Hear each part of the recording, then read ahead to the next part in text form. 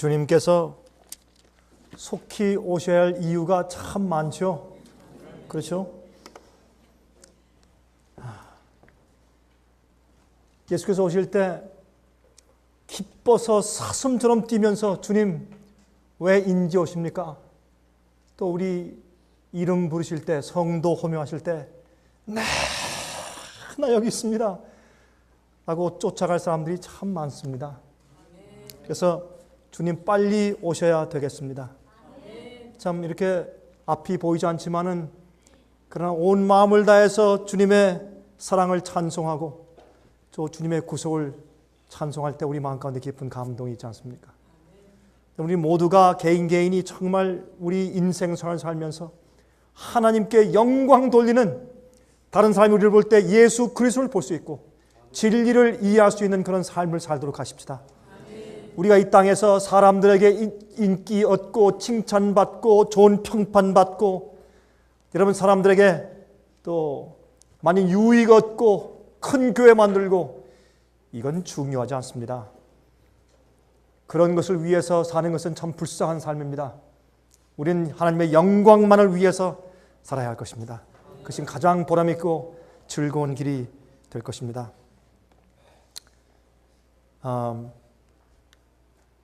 저는 그 어린 아이들이 태어날 때마다 참 전 기적이라고 생각을 합니다.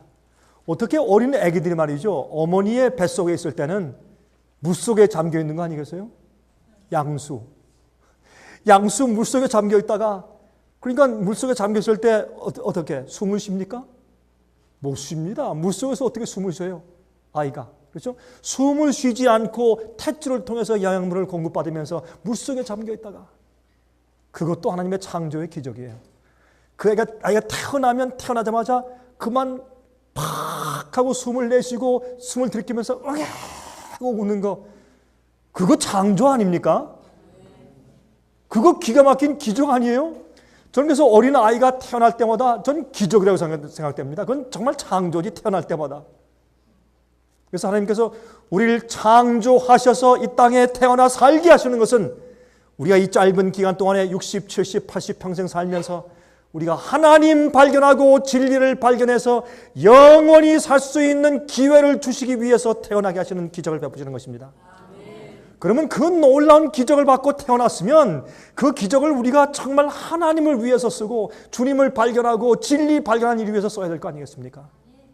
여러분 솔직히 지금까지 인생을 살아오시면서 지금까지 여기 오시기 이전까지 어떻게 사셨습니까? 예?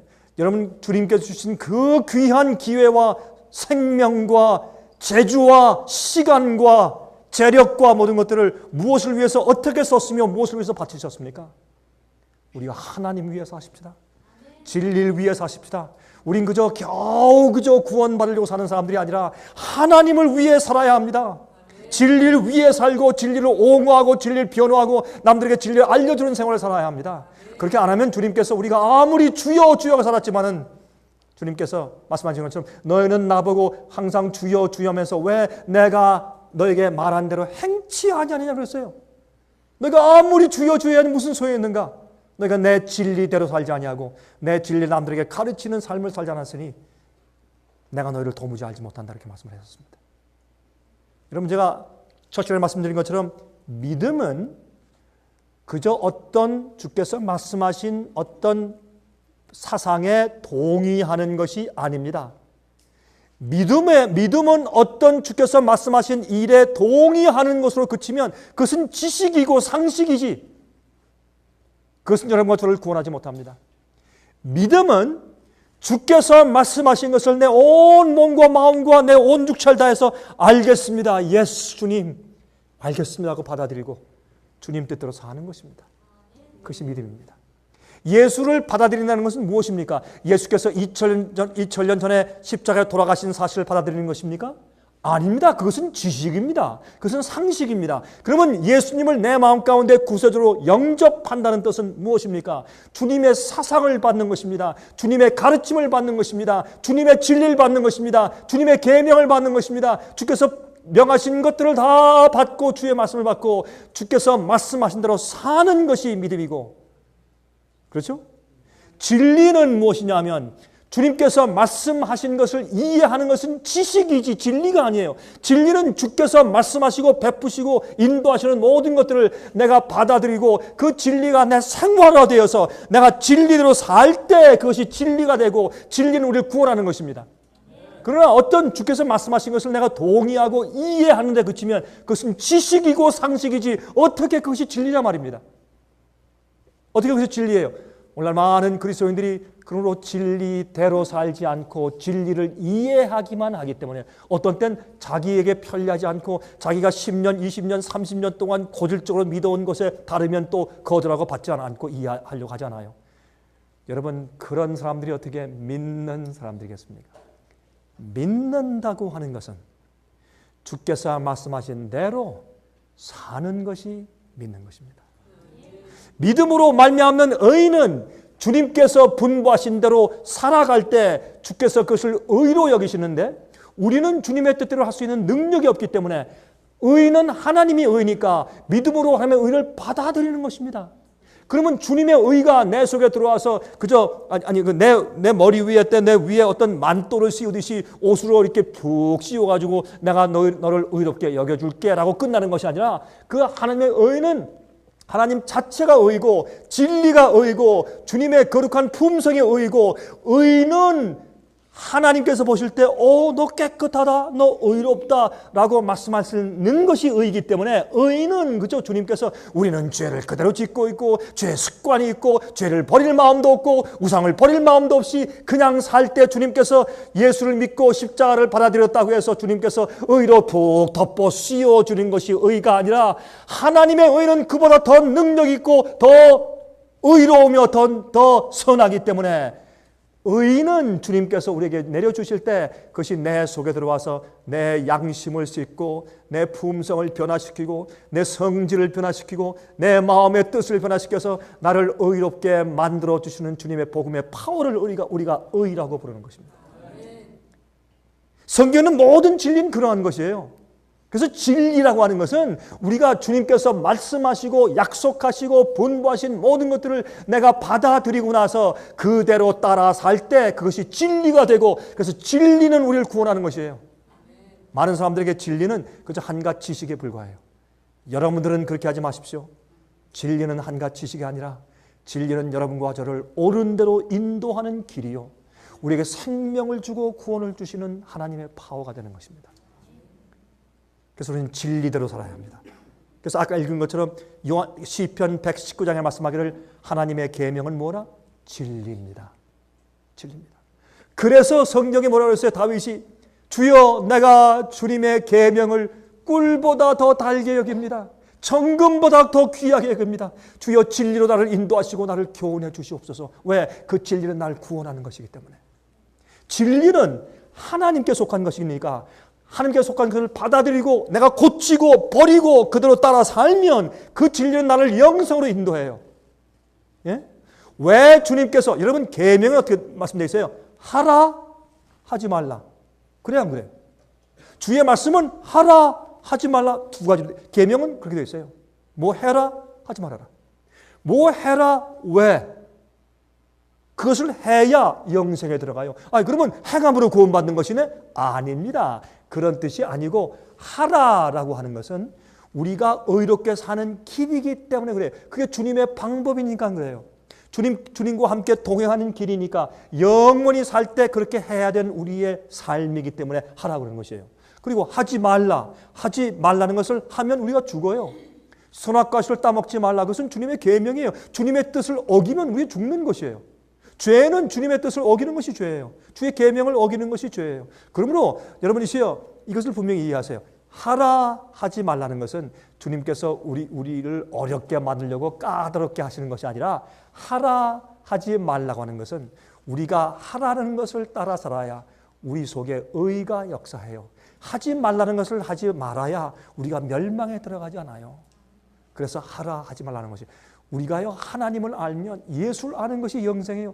예수님께서 우리를 얼마나 사랑하시며 우리를 위해서 모든 것을 내어주신 예수님의 사랑과 그 마음과 성품을 알면 우리가 울먹거리면서 주님의 뜻대로 안 살 수가 없어요. 안 살 수 없어요. 제가요 제가 과거에 제가 목사 일을 하면서 참 제가 욕심이 많았어요. 목사도 욕심이 많아요.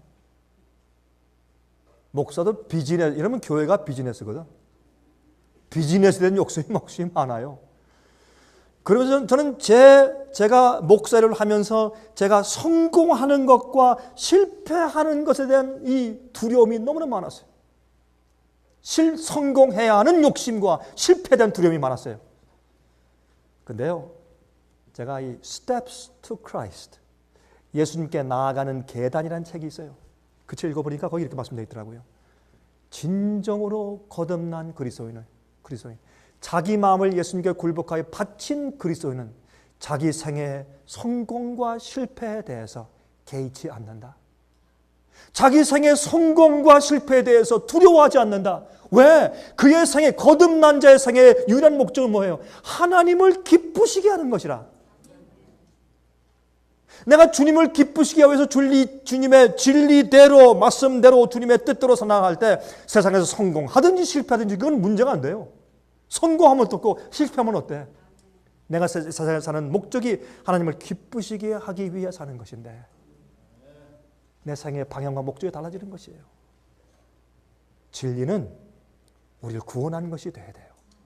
진리는 여러분 속에서 어떤 것을 이해하는 개념으로 그치면 안 돼요. 오늘날 많은 그리스도인들이 지식이 많아요. 지식이 머리에 꽉 차 있지만 그 지식이 자기 속에 들어가서 자기를 구원하는 그런 경험이 되지 못하기 때문에 생명이 아니에요. 죽은 지식이에요. 오늘날 학교에서 배울 때 대부분의 우리 학생들이 받는 교육이 뭐예요? 죽은 지식이에요. 죽었어요. 그거 졸업하고서 못 써먹어. 저는 말이죠. 저는 신학교에서 신학교 때 또 대학원 때 이 헬라어 그다음에 이 히브리어 그 죽은 글자 아니에요? 그거 배우느라고 얼마나 고생을 했는지 몰라. 여러분 제가 졸업하고 나니까 전혀 쓸데없는 거 제가 지금 써먹지도 않는 거. 왜 그런지 아세요? 헬라어고 히브리어에 대한 렉시칸이 잘 나와 있어요. 제가 옛날에 배운 거 가지고 헬라어 성경 가지고 씨름할 필요가 없어. 문자 하나 얼마나 해석을 잘 해놨는지. 그런데 여러분 신학도 성경을 연구한 성경의 지식도 많은 경우에 죽은 지식이요. 그 말씀 그 진리가 내 속에 들어와서 나를 변화시키고 회개시키고 주님 그렇습니다. 죄송합니다. 주여 이 죄인을 불쌍히 여겨 주시옵소서. 그래서 그 진리와 말씀 자체가 내 속에 들어와서 나를 깨트리고 예수님의 반석에 내가 떨어져서 깨어지면 내가 살고 내가 거역하면 주님께서 주의 반석에 내가 머리가 떨어지면 내가 가루가 돼서 죽고 그런 그 영적인 경험이 생겨야죠. 그게 진리예요. 진리대로 사세요. 성경 말씀대로 하세요. 자, 이제 제가 여러분에게 하나님께서 이 마지막 시대에 살고 있는 여러분과 이렇게 마지막 시대에 살고 있는 사람들을 위해서 주님께서 보내신 특별한 진리가 있어요. 그 특별한 경고의 말씀들이 있어요. 이것을 이해하셔야 돼. 하나님께서 우리가 살고 있는 이 시대에 필요한 아주 급박한 진리를 보내주셨는데 우리가 거기에 관심이 없다든지 이해하지 못하면 깨닫지 못하면 우리에게 얼마나 큰 손해가 되겠어요. 그렇지 않습니까? 여러분들 가운데서 오늘 제가 저녁 때 말씀드리는 이 얘기를 전혀 처음 들어보시는 분들도 계실 것입니다. 그러므로 정신을 차리시고 잘 따라오시길 제가 부탁을 좀 드리겠습니다.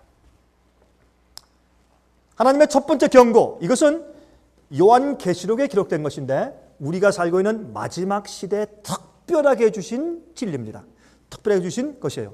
여러분 아무리 소낙비가 쏟아져도 큰 물통에 물을 받기 위해서 막 소나기가 막 이번에 장마 때 한국에 보니까 사람들이 그렇게 얘기를 해요. 물을 쏟아붓는 것처럼 비가 왔다면서요. 어떤 곳은 막 물을 하늘에서 막 양동이로 쏟아붓는 것처럼 비가 내렸대요. 근데 아무리 그렇게 비가 쏟아진다고 할지라도 물통에 뚜껑이 닫혀 있으면 물이 들어옵니까? 전혀 안 들어옵니다. 오늘 이 말씀을 들으시는 여러분들이시요. 그리고 화면을 통해서 나중에 들으실 분들이시요. 오늘 제가 강의하는 이 말씀에 대해서 이 진리에 대해서 마음문을 여시기를 바랍니다. 네. 주의 성령께서 역사하시는 그런 강의가 되기를 제가 기도합니다. 여러분 저는 늘상 얘기하지만 저는 세상의 자랑, 욕심, 영광, 평판 이미 버렸습니다.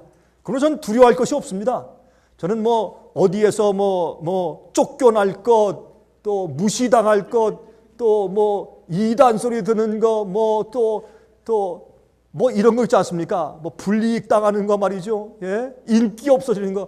저 그런 거 두려움이 전혀 제 마음 가운데 없습니다. 그거 없이 산 지가 오래되었습니다.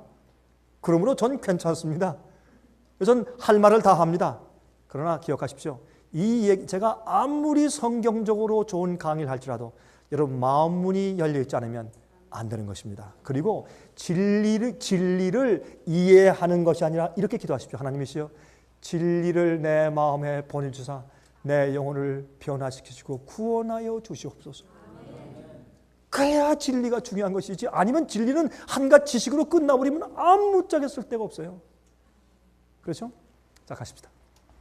영원한 복음, 영원한 복음에 대해서 오늘날 이 잘못된 타협된 복음과 가짜 복음이 세상에 너무나 많이 널려 퍼져 있는지나 하나님께서 복음에 대해서 똑바른 복음을 믿으라 라고 마지막 시대 경고의 말씀을 주셨습니다. 자, 이 말씀을 좀 이해해 보도록 하십시다. 인류를 향한 하나님의 마지막 자비의 경고는 계시록의 중간에 기록되어 있습니다.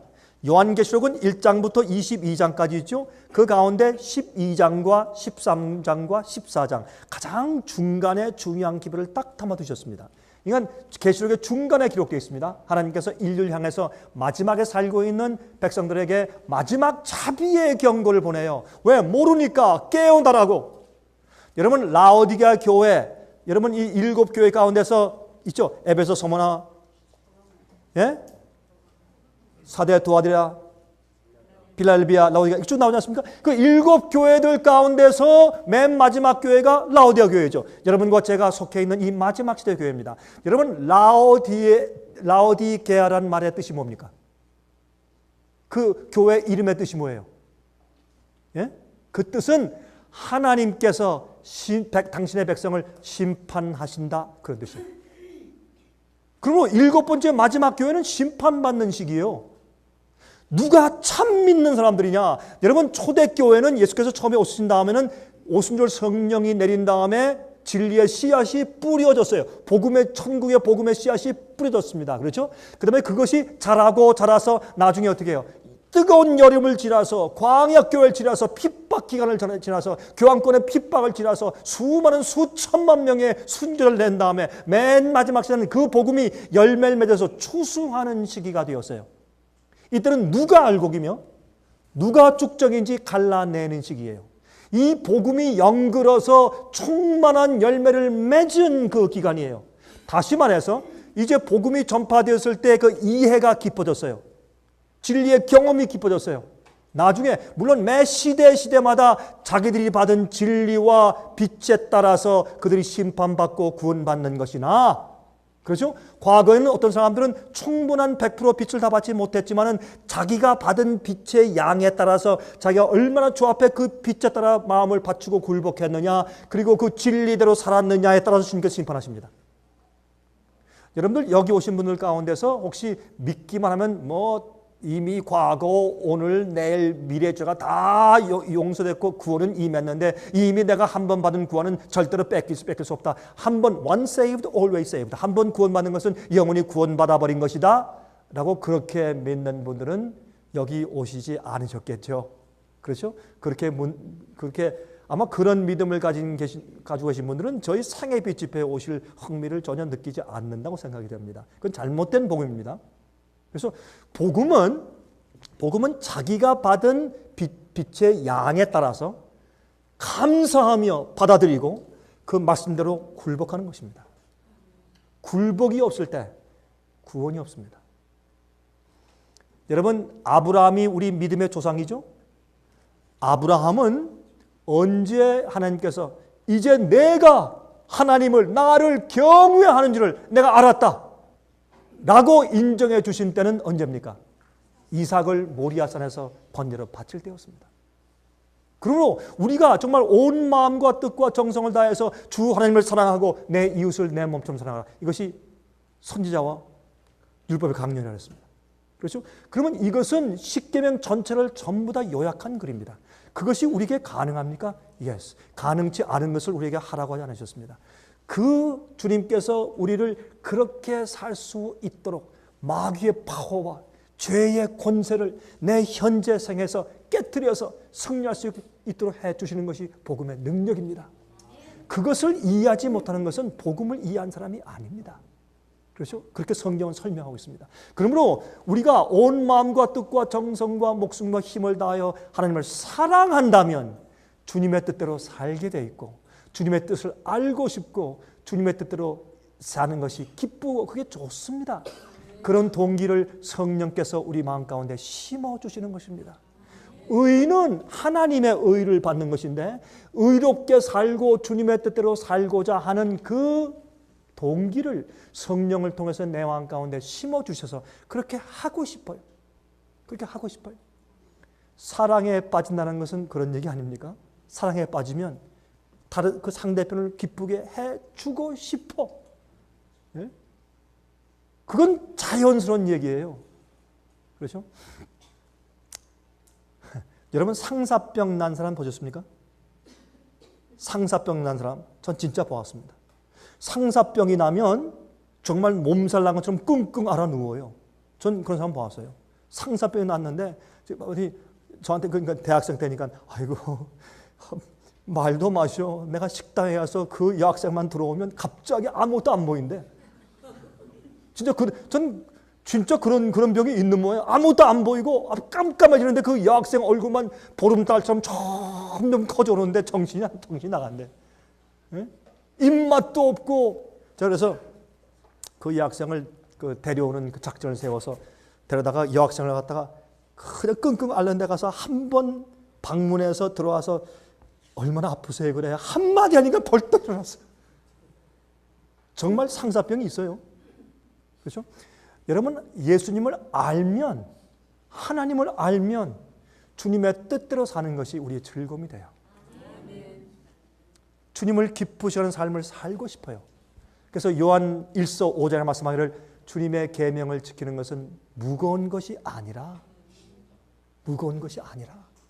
자연스러운 것이에요. 자연스러운 것이에요. 이 주님께서 우리에게 이렇게 자비로 경고하시는 것은 주님의 사랑이에요. 우리가요, 우리 자식이 7살짜리 아이가 저기 절벽에 향해서 막 뛰어가고 있으면 장난한다고 막 뛰어가고 있으면 우리가 어떻게 할까요? 그 아이한테 얘야 철수야 가지 말어. 일로 와. 왜 그러니 너 오늘. 빨리 와라. 오호 철수야 빨리 와. 이렇게 하겠습니까? 그건 사랑이 아니죠. 지금 막 절벽을 향해서 뛰어가는데 소리를 지르고 철수 너 이놈 안 와? 다리 몽둥이를 다 부러뜨리 빨리 와 너. 너 죽어. 이게 주님의 사랑이에요. 여러분 요한계시록의 14장에 보면 무시무시한 경고가 나와요. 너 죽어. 너 불로 태워서 그냥 꺼지라는 불에 막 태워가지고 막 다 살라 죽일 거야. 빨리 안 와 너? 막 이렇게 하세요. 하나님께서. 너 빨리 와. 지옥불에 막 던질 테니까. 안 와? 막 이렇게 하세요. 너 짐승의 표 받아? 어? 짐승이 우상의 경배만 해봐라. 다리 몽둥이를 부러뜨리. 그뿐만 아니라 너 영혼이나 태워 죽일 테니까 빨리 돌아와. 이렇게 하시는 게 하나님의 사랑이에요. 주님의 은혜의 말씀이고 자비의 경고요. 제발 돌아와라. 그렇게 하지 말아라. 그런 말씀이에요. 그게. 그래서 이런 경고의 말씀 하시는데 이 경고의 말씀 가운데 우리가 무엇을 발견하느냐면 이 마지막 시대에 우리가 주님의 뜻이 무엇인가를 발견하고 주님께서 우리를 깨닫게 해서 고쳐서 우리를 인도하시는 주님의 뜻을 발견하게 돼요. 그래서 라오디게아 교회의 뜻은 하나님께서 당신의 백성을 심판하신다. 그러니까 어떻게 해요? 깨닫게 하시고 경고의 말씀을 주시고 심판하시는데 라오디게아 교인들의 문제가 뭐예요? 눈 멀고 헐벗고 굶주리고 가련하고. 그렇죠? 그런데 그들은 어떻게 생각해요? 자기들이 우린 부자라 부족한 것이 없다. 보세요. 내게 와서 내 흰옷을 사라. 네? 안약을 사라. 왜 사라 그래요? 우리가 무슨 그런 영생을 얻는 그런 것을 위해서 우리가 어떤 보물을 어떻게 그걸 페이를 해야 돼요? 우리가 그걸 살 수가 없어요. 그럼 사는 것을 무엇을 주고 사야 돼요? 우리의 죄, 우리의 굴복하지 않는 그 못된 마음씨, 그 고집, 자기를 더 사랑하는 것, 주의 말씀 드리려고 하자는 그 완고한 마음들, 그걸 주 앞에 드려야 돼요. 그거를 주 앞에 드리고 주께 주시는 의의 옷과 안약과 믿음을 사야 돼요. 굴복하지 않는 영혼은 아무리 소낙비가 퍼부어져도 물통에 문을 열고 쫙 마음을 열고 주님 주십시오. 나 주님 뜻대로 살고 내가 십자가 지고 주님 따라가렵니다. 주님 아무리 나보고 오지 말라고 해도 난 주님 따라갑니다. 그런 마음으로 온 마음을 열 때에 주님께서 우리에게 흰옷을 주시고 성령의 안약을 주셔서 깨닫고 눈을 보게 하시며 믿음을 주시는 것입니다. 금보다 더 귀한 믿음을 우리에게 허락해 주시는 것입니다. 자, 계시록 중간에 하나님의 마지막 우리를 깨우시고 라오디게아 교회에 아무것도 보지 못하는 그런 소경이 되어 있는 사람들의 눈을 뜨게 하시고 깨닫고 보게 하시고, 예? 진짜 참 믿음, 어떤 믿음요? 어떤 인정하는 동의하는 개념뿐만 아니라 정말 주의 말씀을 있는 그대로 쭉쭉 빨아들이며 그대로 사는 참된 믿음을 주시고 또 뭘 주세요? 의롭게 하는 옷을 주시고, 예?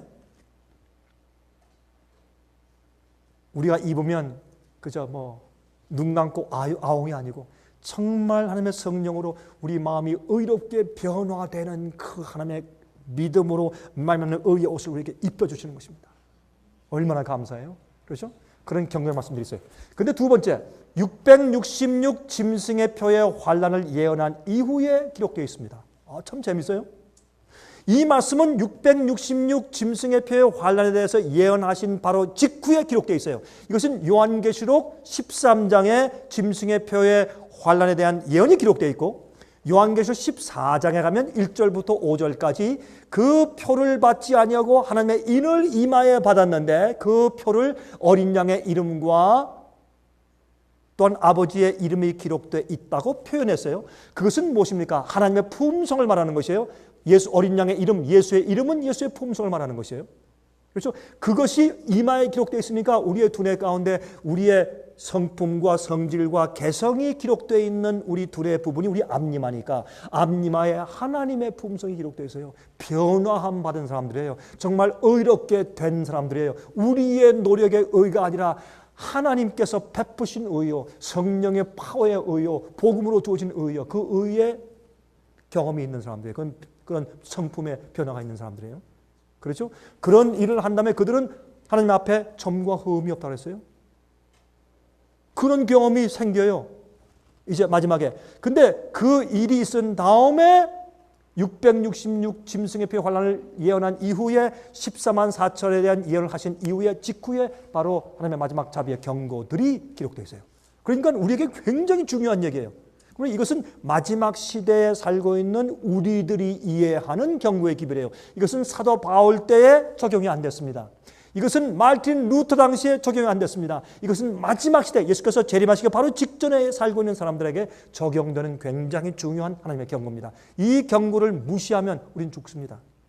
이 경고의 기별들에 의해서 이 땅에 살고 있는 모든 사람들이 믿든지 믿지 않든지 간에 어느 교파에 있든지 간에 이 하나님의 마지막 경고들에 의해서 다 테스트 받고 구원받느냐 구원받지 못하느냐, 알곡으로 창고에 들여짐 받느냐 아니면 쭉정이가 되어서 불에 태워 죽임을 당하느냐 하는 그 문제가 결정지어지는 것입니다. 그만큼 이 문제는 여러분과 저에게 중요한 문제입니다. 세 번째, 14만 4천에 대한 예언이 기록된 이후에 있습니다.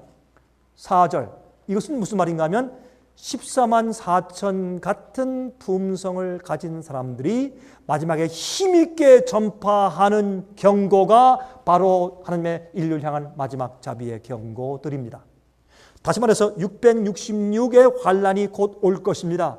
이 세상에 그 온다는 것을 예언하시고 나서 또 그 짐승의 표를 받지 않고 하나님의 인을 받는 사람들에 대해서 설명한 이후에 이 세 가지 자비의 경고를 기록하셨으니 이것은 우리한테 정말 중요하지 않을 수가 없어요. 그리고 짐승의 표를 받지 아니할 자들, 하나님의 인을 이마에 받을 자들, 그런 사람들이 세상을 향해서 하나님의 자비의 기별을 하나님의 대표자로서 외치는 기별을 우리가 세 가지 경고의 기별이라고 부른다고 말해요. 그렇죠? 그러므로 우리가 이 기별을 이해하고 또한 그렇게 세상에 전파하는 사람들이 되어야 할 것입니다. 여러분, 솔직히 저와 여러분 우리가 그 진리를 전파하고 경고를 전파할 사람들 깨우는 그 일을 우리가 안 해도 하나님께는 별 손해가 없습니다. 뭐 우리가 크게 잘난 거 같죠? 아닙니다. 저는요, 전도 목사입니다. 저는 꽤 많은 사람들에게 성경을 가르쳤고 강의했고 바른 길로 돌아오게 했고 또 침례를 베풀었습니다. 그러나 저는 제가 항상 주 앞에 이런 마음이 있습니다. 주여, 저는 죄인입니다. 주여, 죄인입니다. 제가 무슨 죄된 생활을 맨날 살아서가 아니라 하나님 앞에 아무것도 아닙니다. 하나님께서 우리를 불쌍히 여기지 않으면 우리는 금방 진흙됩니다. 금방 흙이 돼요. 주님의 생명력이 빠져나가면 우리는 흙입니다. 인정하십니까? 아멘. 여러분들 그렇게 잘나시고 뭐 참 재주도 있고 한데 여러분 그거 어떤 때는 그렇게 생각하기가 어렵습니다. 그러나 우리는 흙입니다. 하나님은 토기장이고 우리는 진흙입니다. 전 그것을 매일 제 마음 가운데 깊이 느낍니다. 제가 좋아하는 찬송 제가 자주 부르죠. 여러분 제가 설교하는 제 설교 가운데 그 찬송 많이 들으셨죠. 전부여 의지 없소서 두 손 들고 옵니다. 주 나를 박대하시면 나 어디 가리까. 저는 그 찬미의 가사를 매일 가슴속 깊이 느끼고 삽니다. 하나님께서 저를 구원하신 능력과 은혜가 무엇인지를 알기 때문에 그렇습니다. 주님께서 매일매일 주께서 인도하심이 무엇인지 저는 체험적으로 알기 때문에 그렇습니다. 과거에 살던 제 생에서 죄에서 건지신 주님의 복음의 파워가 무엇인지 저는 알기 때문에 그렇습니다. 또 주님의 은혜와 주님의 도우심이 아니면 단 한 명의 영혼도 제가 진리로 설득할 힘이 없다는 것을 저는 솔직히 알고 인정하기 때문에 그렇습니다. 저는 설교 강의할 때 여러분이 그것을 느끼시는지 않으신지 모르지만 전 제 가슴 속에 항상 기도가 올라갑니다. 끊임없이 제 말씀을 전할 때 제 속에서 기도가 올라갑니다. 하나님이시여, 주님의 성령께서 역사하지 않으면 제 말은 울리는 괭과리고 아무런 소용이 없습니다. 어떻게 제 얘기가 단 한 명이라도 설득시켜서 진리로 살도록 설복할 수 있겠습니까? 그것은 불가능한 일입니다. 영혼을 구원하고 그 사람을 진리로 설복하는 일은 성령께서만이 하실 수 있는 일입니다. 아멘. 여러분 주의하십시오. 여러분 이 주님의 마지막 경고들 때문에 우리가 심판받고 우리가 테스트 받을 것입니다. 여러분 주의해서 할 겁니다.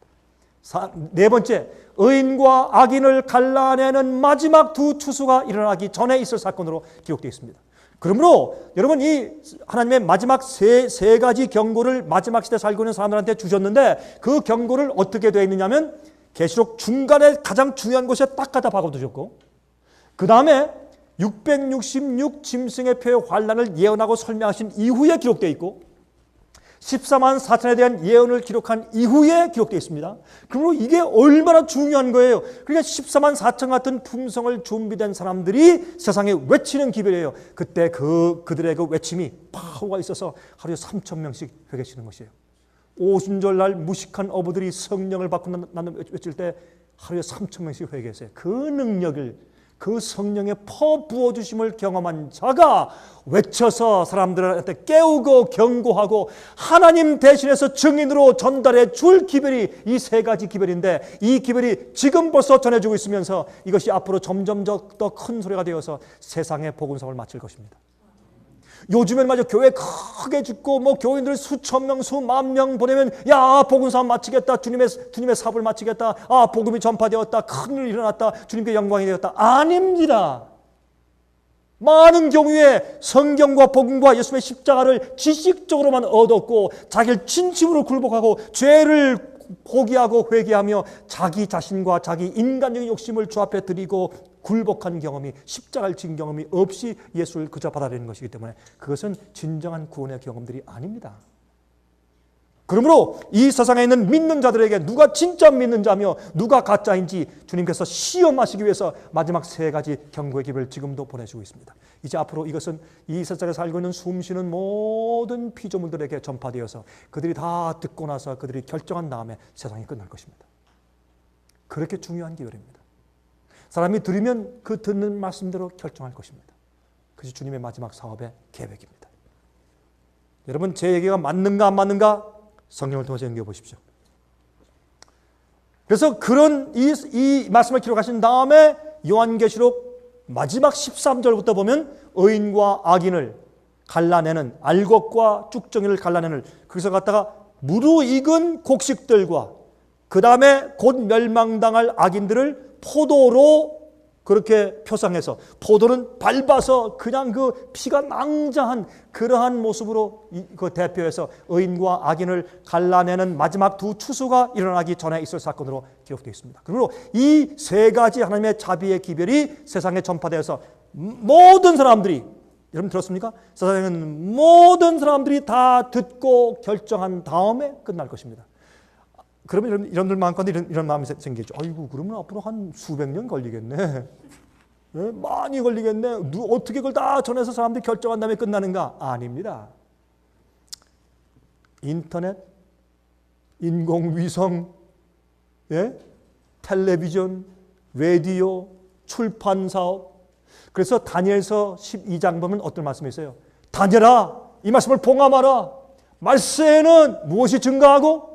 지식이 증가하고. 무슨 지식? 무슨 지식? 과학의 지식이요? 그것도 포함되겠죠. 그보다 무슨 지식? 다니엘서와 성경 예언들을 이해하는 그 진리의 지식이 증가하고 사람들이 더 빨리 왕래할 것이라. 빨리 왕래할 것이란 뭐 KTX가 생긴단 말이에요. 예, 빨리 움직이는 비행기가 생긴단 말이에요. 로켓가. 예, 그것도 맞아요. 저는 이 집회할 때 그렇게 적용시켜서 설명도 해요. 그러나 가장 중요한 것은 뭐예요? 사람들이 동분서주하며 주의 말씀을 이해하려는 사람들이 생기고, 또 동분서주하며 비행기 타고 다니면서 말이죠, 빨리빨리 다니면서 세상에 복음을 전파하는 주의 백성들이 생겨요. 사람들이 빨리 왕날 것이면 지식이 더 갈 것이에요. 그때 어떻게 해요? 다니엘아, 내가 예언한 다니엘 예언 그 자도 너는 그 자체를 너도 이해를 못해. 그러니까 봉함아서 가만히 닫아두어라. 말세가 되면 사람들이 지식이 증가하고 빨리 왕날 때 그 예언이 이해되고 주님의 깨끗한 백성이 일어난다. 여러분, 우리가 옛날에 120명이 준비되고 성령 받았을 때 복음사업이 끝났어요. 120명이 준비돼서 외치니까 하루에 몇천 명씩 막 일어나더니 그 사람이 준비되니까 이방인들이 막 들어오고 말이죠. 그렇게 해서 그 당시에 이렇게 빠른, 예? 기차도 없었고 비행기도 없었지만은 예수님께서 승천하신 이후에 30몇 년 안에 끝났어요. 복음사업이. 골로새 1장 23절. 이 천국 복음이 이 세상에 있는 모든 피조물들에게 전부 다 전파되었노라라고 사도 바울이 선포했어요. 그것이 골로새서 서를 편지 쓸 때는 예수께서 승천하신 다음에 약 한 33년, 34년 이후의 일이에요. 그때도 그 적은 숫자가 온 세상에 복음이 전파됐어요. 여러분 아십니까? 그때 도마, 예수님의 제자 도마가 인도까지 가서 복음을 전했어요. 그래서 이 칼카타 시에 가면 이 도마의 동상이 있어요. 그 똑같은 도마가 기록에 의하면 북경까지 갔어요. 그때 도마가 중국 북경까지 갔어요. 이런 얘기는 기독교사에 잘 기록되지 않지만 숨은 기독교사에 다 기록되어 있는 얘기들이에요. 예? 여러분, 진시 황제 때 기독교의 서적과 비석들을 얼마나 많이 없앴어요. 중국엔 옛날에 초대교회 때 복음이 전파해서 들어갔어요. 온 세상에 복음이 전파됐어요. 그때 왜? 복음의 씨앗을 뿌려야 되니까. 마지막 시대 추수될 때 온 세상에 모든 사람들이 들을 수 있게 복음이 전파될 것이에요. 근데 그 복음이 전파되는 것은 어떻게 해요? 모든 사람이 다 듣고 다 회개한단 말이에요? 아닙니다. 모든 사람이 관심이 있는 사람이면 다 둘러보고 딱 집어들 수 있을 정도로 이 복음이 산재하게 분포되어 있을 것이라고 말입니다. 모든 사람이 복음을 받는다? 그런 말이 아니에요. 모든 사람이 회개한다? 그런 말 아니에요. 그러나 모든 사람이 핑계할 수 없어요. 자기 주위에 전부 다 선포되어 있는데 관심을 갖지 않고 받지 않았다고 말이에요. 그렇게 될 때 사업이 끝나는 것이에요. 그 일을 하는데 주님의 마지막 자비의 경고가 이 세상에 전파될 것입니다. 여러분, 제가 기도합니다. 제발 여러분들도 마지막 하나님께서 역사하시는 그 사업을 하는 주님의 종들 되시길 제가 바랍니다. 정말입니다. 자, 인류를 향한 하나님의 마지막 자비의 경고는 계시록의 중간에 기록되어 있습니다. 666 짐승의 표의 환란을 예언한 이후에 기록되어 있습니다. 14만 4천에 대한 예언 이후에 기록되어 있습니다. 의인과 악인을 갈라내는 마지막 두 추수가 일어나기 전에 있을 사건으로 기록되어 있습니다. 여러분, 제가 이번에 서울에서 대전으로 내려오는데 KTX를 탔어요. 참 빨리 오대요. 저는 옛날에 불란서에서 말이죠, 파리에서부터 리옹에 가는 데까지 하면 그걸 타봤는데 굉장히 빠르더라고요. 근데 옛날에 오래전에 탈 때는 너무 빠르니까 그냥 이 기차가 좀 약간 이렇게 움직이면 약간 현기증이 나더라고요. 근데 이번에 보니 우리 한국 기차분이 KTX를 저 처음 타봤어요. 제가 한국에 정말 여러 번 왔지만은 그러나 KTX 타는 건 처음이에요. 제가 타보니까 현기증이 안 나고 아주 굉장히 빨리 가는데도 굉장히 안정스럽고 좋대요. 아주. 근데 여러분, 이 세상에 빨리 왕래하기 때문에 복음은 빨리 전파될 것입니다. 또 인터넷. 인터넷 굉장해요, 요즘에. 인터넷으로 복음 전하는데 요즘에 어떤 사람들이 그러더라고요. 요한계시록 다니엘 예언 치면은 제일 먼저 뜨는 게 생애비시래. 요즘에 정말이에요. 한국에서 요한계시록 치면은 제일 먼저 뜬대요. 그만큼 우리가 그걸 많이 얘기했으니까. 요한계시록은 우리가 미래에 있는 것을 자꾸 얘기해 주려고 하는 것보다 요한계시록 속에는 복음이 숨어 있고 그 속에는 하나님의 비밀이 숨어 있어요. 마지막 사건들이 어떻게 이루어지는 것이 숨어 있고 우리가 어떻게 의인되고 어떤 자들이 마지막에 구원받을 자고 그런 비밀들이 숨겨져 있기 때문에 우리가 요한계시록을 많이 다루는 것이에요. 자, 보십시다. 이제 마지막 자비의 경고는 3번에 걸쳐서 3가지 기별들로 집약되어서 기록되어 있습니다. 자, 모든 사람의 구원은 이 하나님의 자비의 경고에 대한 각자의 태도에 달려 있습니다. 옛날에 당시에 노아가 120년 동안 전도하고 설교한 그 기별에 대해서 각 개인들이 어떤 태도를 취했는가에 따라서 그 각자의 구원이 달려 있었습니다. 맞습니까? 아멘 안 하는 사람들은?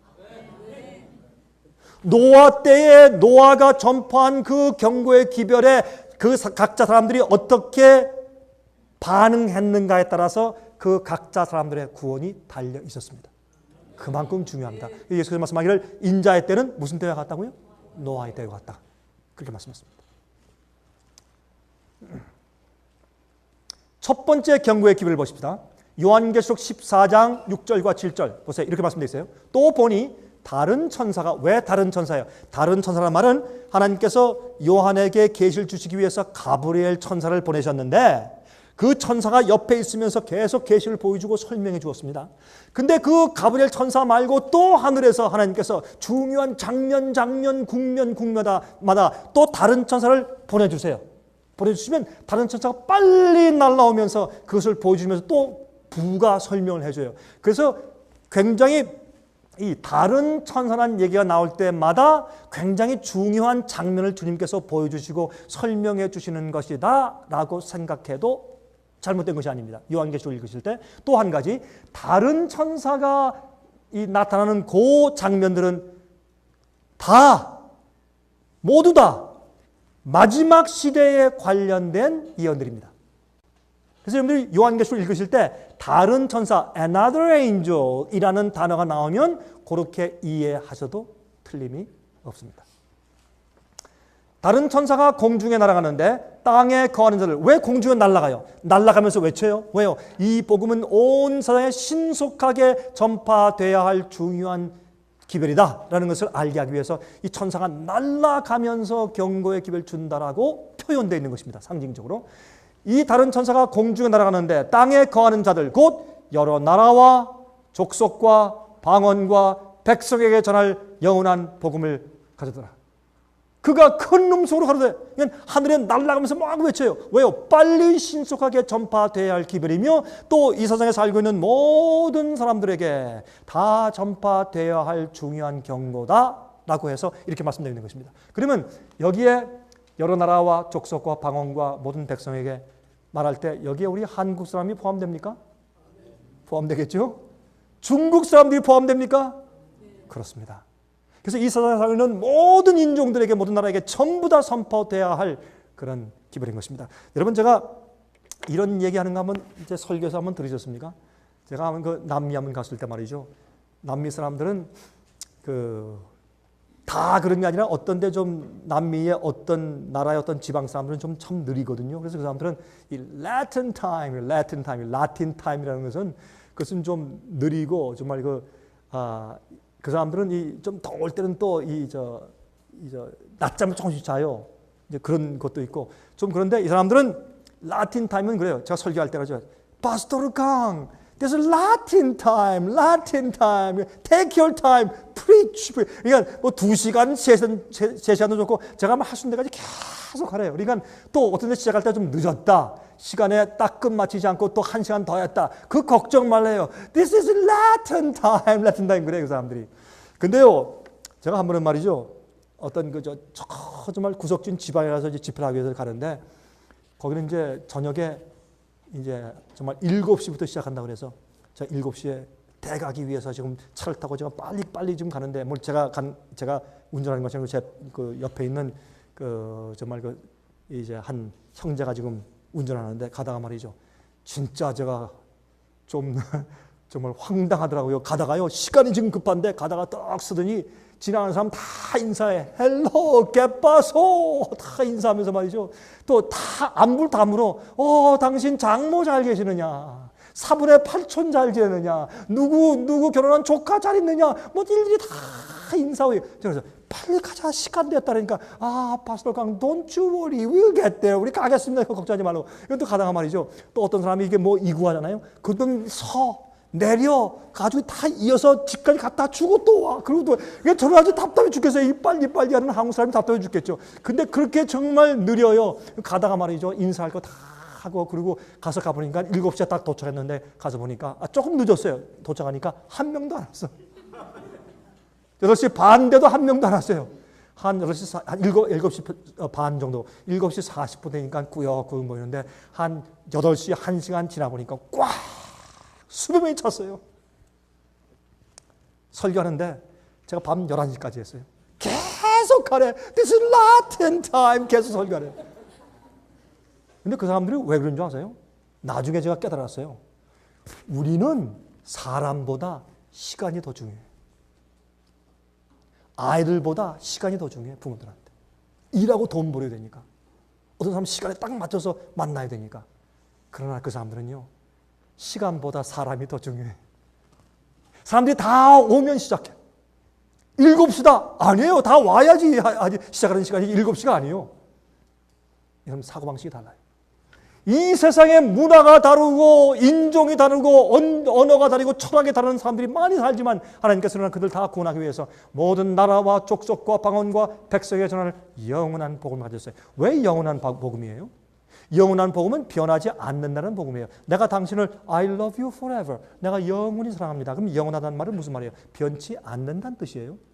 변치 않는 복음. 창세기부터 지금까지 한 번도 변해 본 적이 없는 참된 복음이에요. 그 복음이 지금 어떻게 됐어요? 변질됐어요. 타협되었어요. 잘못 가르치고 있어요. 믿음이 무엇인지 잘못 가르쳤어요. 주님을 믿을 때 우리가 받는 것이 무엇인지 잘못 가르쳤어요. 기복신앙이 되었어요. 축복받는 신앙이 되었어요. 하나님 중심이 아니라 인간 중심인 인본주의 사상의 기독교가 되어버렸어요. 참 이상해요. 그래서 앞으로 많은 사람들이 주님 나 모르십니까? 할 때 주님께서 내가 너를 도무지 알지 못한다. 그런 불쌍한 일들이 생길 것이 앞으로 주여 하는 사람 많은 사람들이 대부분이 이건 두려운 얘기죠. 어떻게 제가 대부분이라는 말을 할 수 있을까요? 여러분 예수님 믿다가 멸망당하는 것처럼 억울한 일이 세상에 어디 있냐 말이에요. 세상에. 예? 차라리 자기 마음대로 세상에 살다가 멸망당하면 한이나 없지. 예수 믿고 똑바로 살려고 애쓰다가 멸망당하는 것처럼 세상에 한스럽고 불쌍한 일이 어딨냐 말이에요. 여러분, 우리가 예수 믿으면서 그렇게 고생하고 핍박받고 따돌림 받고 어려움 당하고 말이죠. 우리가 하고 싶은 거 안 하고 다 잘라버리고 우리가 십자가 지고 살았는데, 그러고서 그렇게 살았으면 우리 다 좀 영생에 다 들어갑시다. 다 영생에 들어갑시다. 그 고생하고 어렵게 예수 믿고 나서 어떻게 멸망당할 수 있냐 말이에요. 왜 그런 줄 아세요? 잘못 배웠어요. 잘못 이해했어요.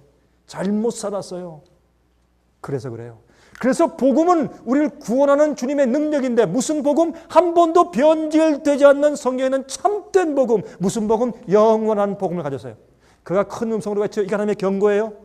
하나님을 두려워하며 그에게 영광을 돌리라. 요즘 보면 말이죠, 이 청년들이 부르는 복음 성가 가운데, 그 성가 가운데서 어떤 찬송을 들어보면 이게 유행가인지 찬송인지 알 수가 없어요. 어떤 거 보면 무슨 뭐야, 주여 오소서, 나를 안아주소서, 내 손 잡아주소서, 나와 함께 가시오. 이거 무슨 연애, 무슨 자기 보이프렌드 하는 노래인지 뭔지 알 수가 없어요.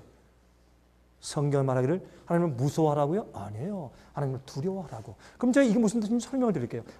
하나님을 두려워하며 그에게 무엇을 돌리라? 영광을 돌리라. 이는 그의 심판하실 시간이 이르렀으니 하늘과 땅과 바다와 물들의 근원을 만드신 이를 경배하라 하더라. 이게 무슨 말이냐면요, 제가 설명을 드릴게요. 이제 이게 무슨 말이에요? 자, 보세요.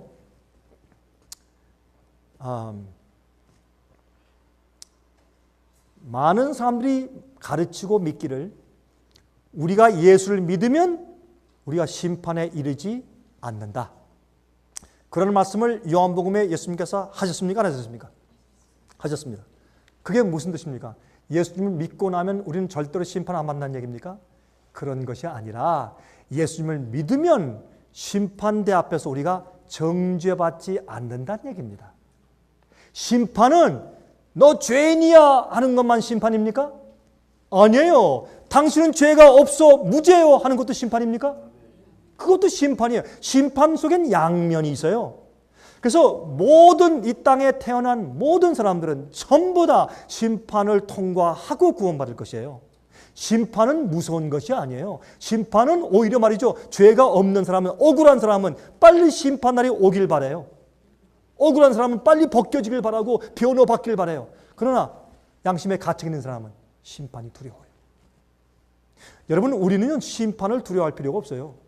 예수님 우리 변호자고 변호사시고, 또한 우리가 예수님의 은혜로 용서받았고 성령의 능력으로 우리 마음 가운데 의를 경험한 자들은, 주님의 진리대로 따라 사는 자들은 심판을 절대로 무서워할 필요가 없습니다. 절대로 무서워할 필요가 없습니다. 심판날은 우리에게 기쁜 날이고 좋은 날입니다. 그렇죠? 사실은 우리가 심판날에 우리가 직접 나가는 것이 아니라 우리의 기록책이 나갑니다.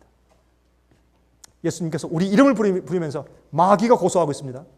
온 천사들이 하늘에 있고 배심원들이 있고 24 장로가 있고 내 생물이 있고, 그런 가운데 심판이 베풀어질 때 여러분, 그것이 어디에 기록되어 있습니까?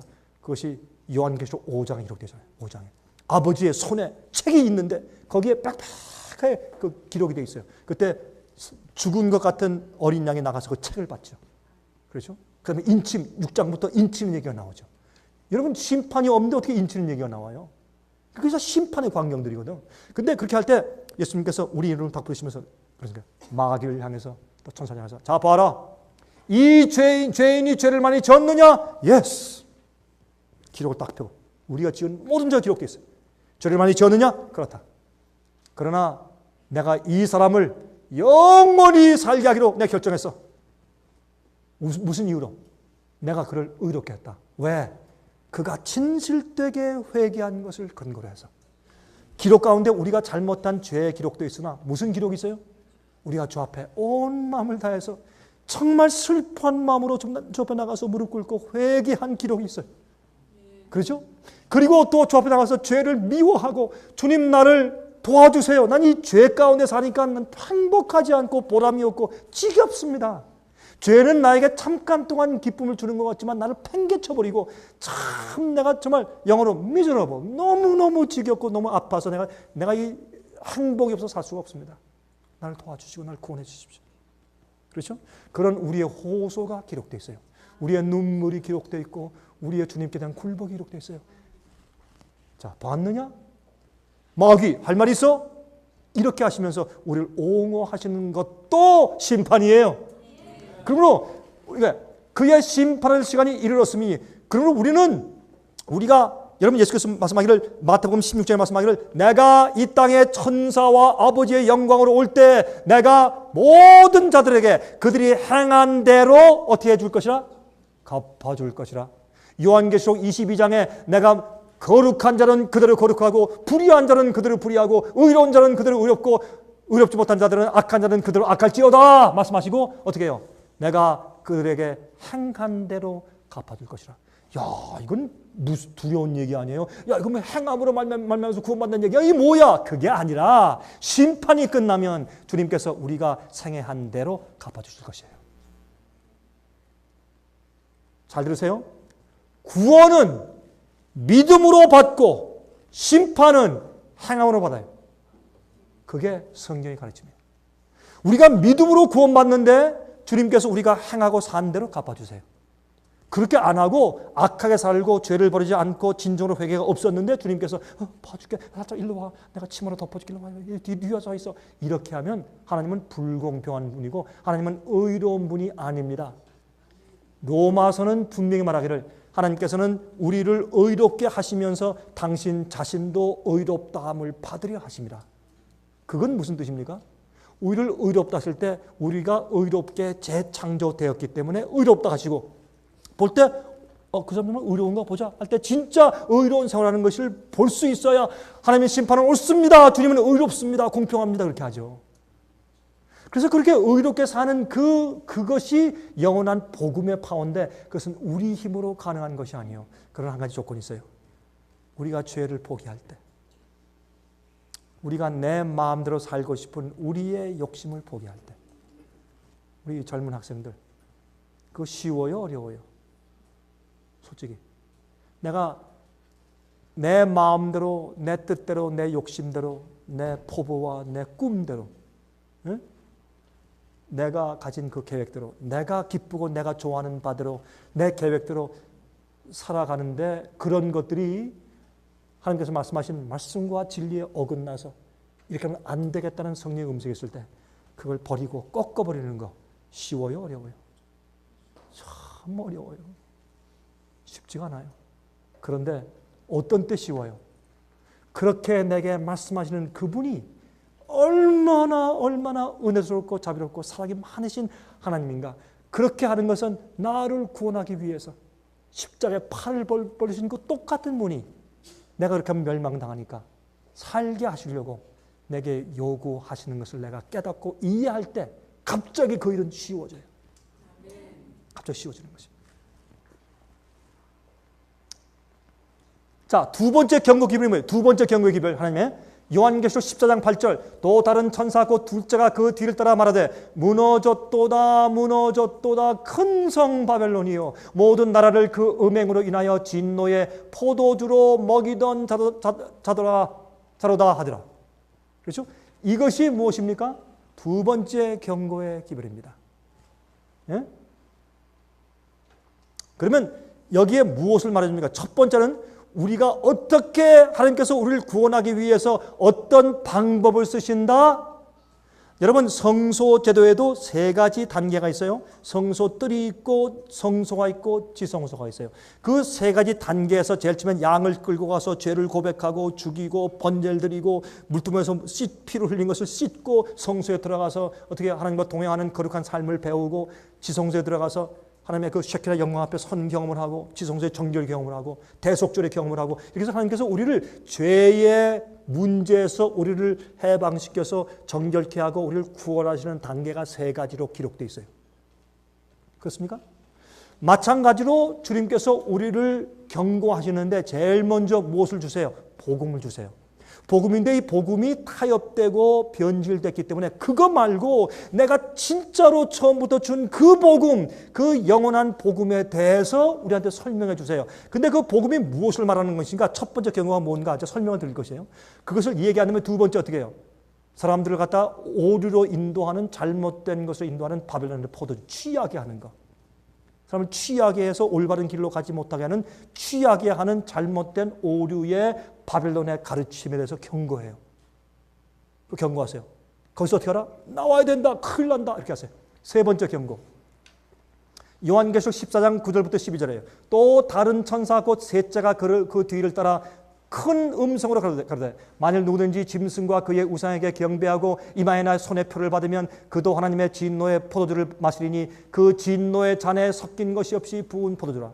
거룩한 천사들 앞과 어린 양 앞에서 불과 유황으로 고난을 받으리니. 아니, 죽는데 불에 태워 죽임을 받는데 이게 뭐냐면 소멸이에요. 태워서 없애는 것이에요.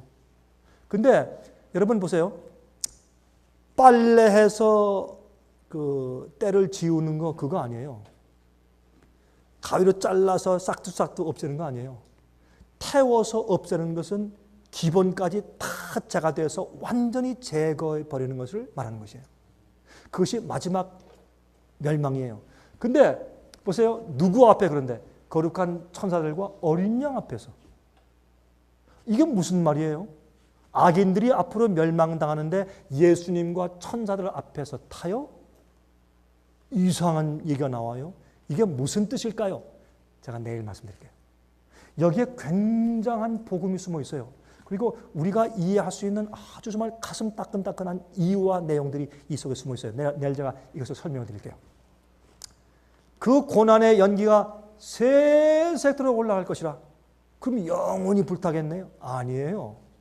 여러분 저 이사야 34장 보시면 거기에 에돔을 멸망시키는 얘기를 하시면서 거기에 에돔을 불에 태우시는데 그 연기가 꺼지지 않고 계속 올라간다고 되어 있는데 불이 꺼지지 않는 불로 이렇게 말씀되어 있는데 그 안에 그곳에 사람이 앞으로 거하지 않을 것이며 거기에는 이리와 부엉이와 이런 뭐 까마귀 같은 뭐 이런 짐승들만 거할 것이라. 아니 꺼지지 않는 불 속에 어떻게 짐승들은 거하나? 사람이 못 사는데. 그거는 표현이에요. 주님께서 어떤 것을 멸망시킬 때 주님의 분노는 주님의 분노와 심판의 목적이 끝날 때까지 꺼지잖아요.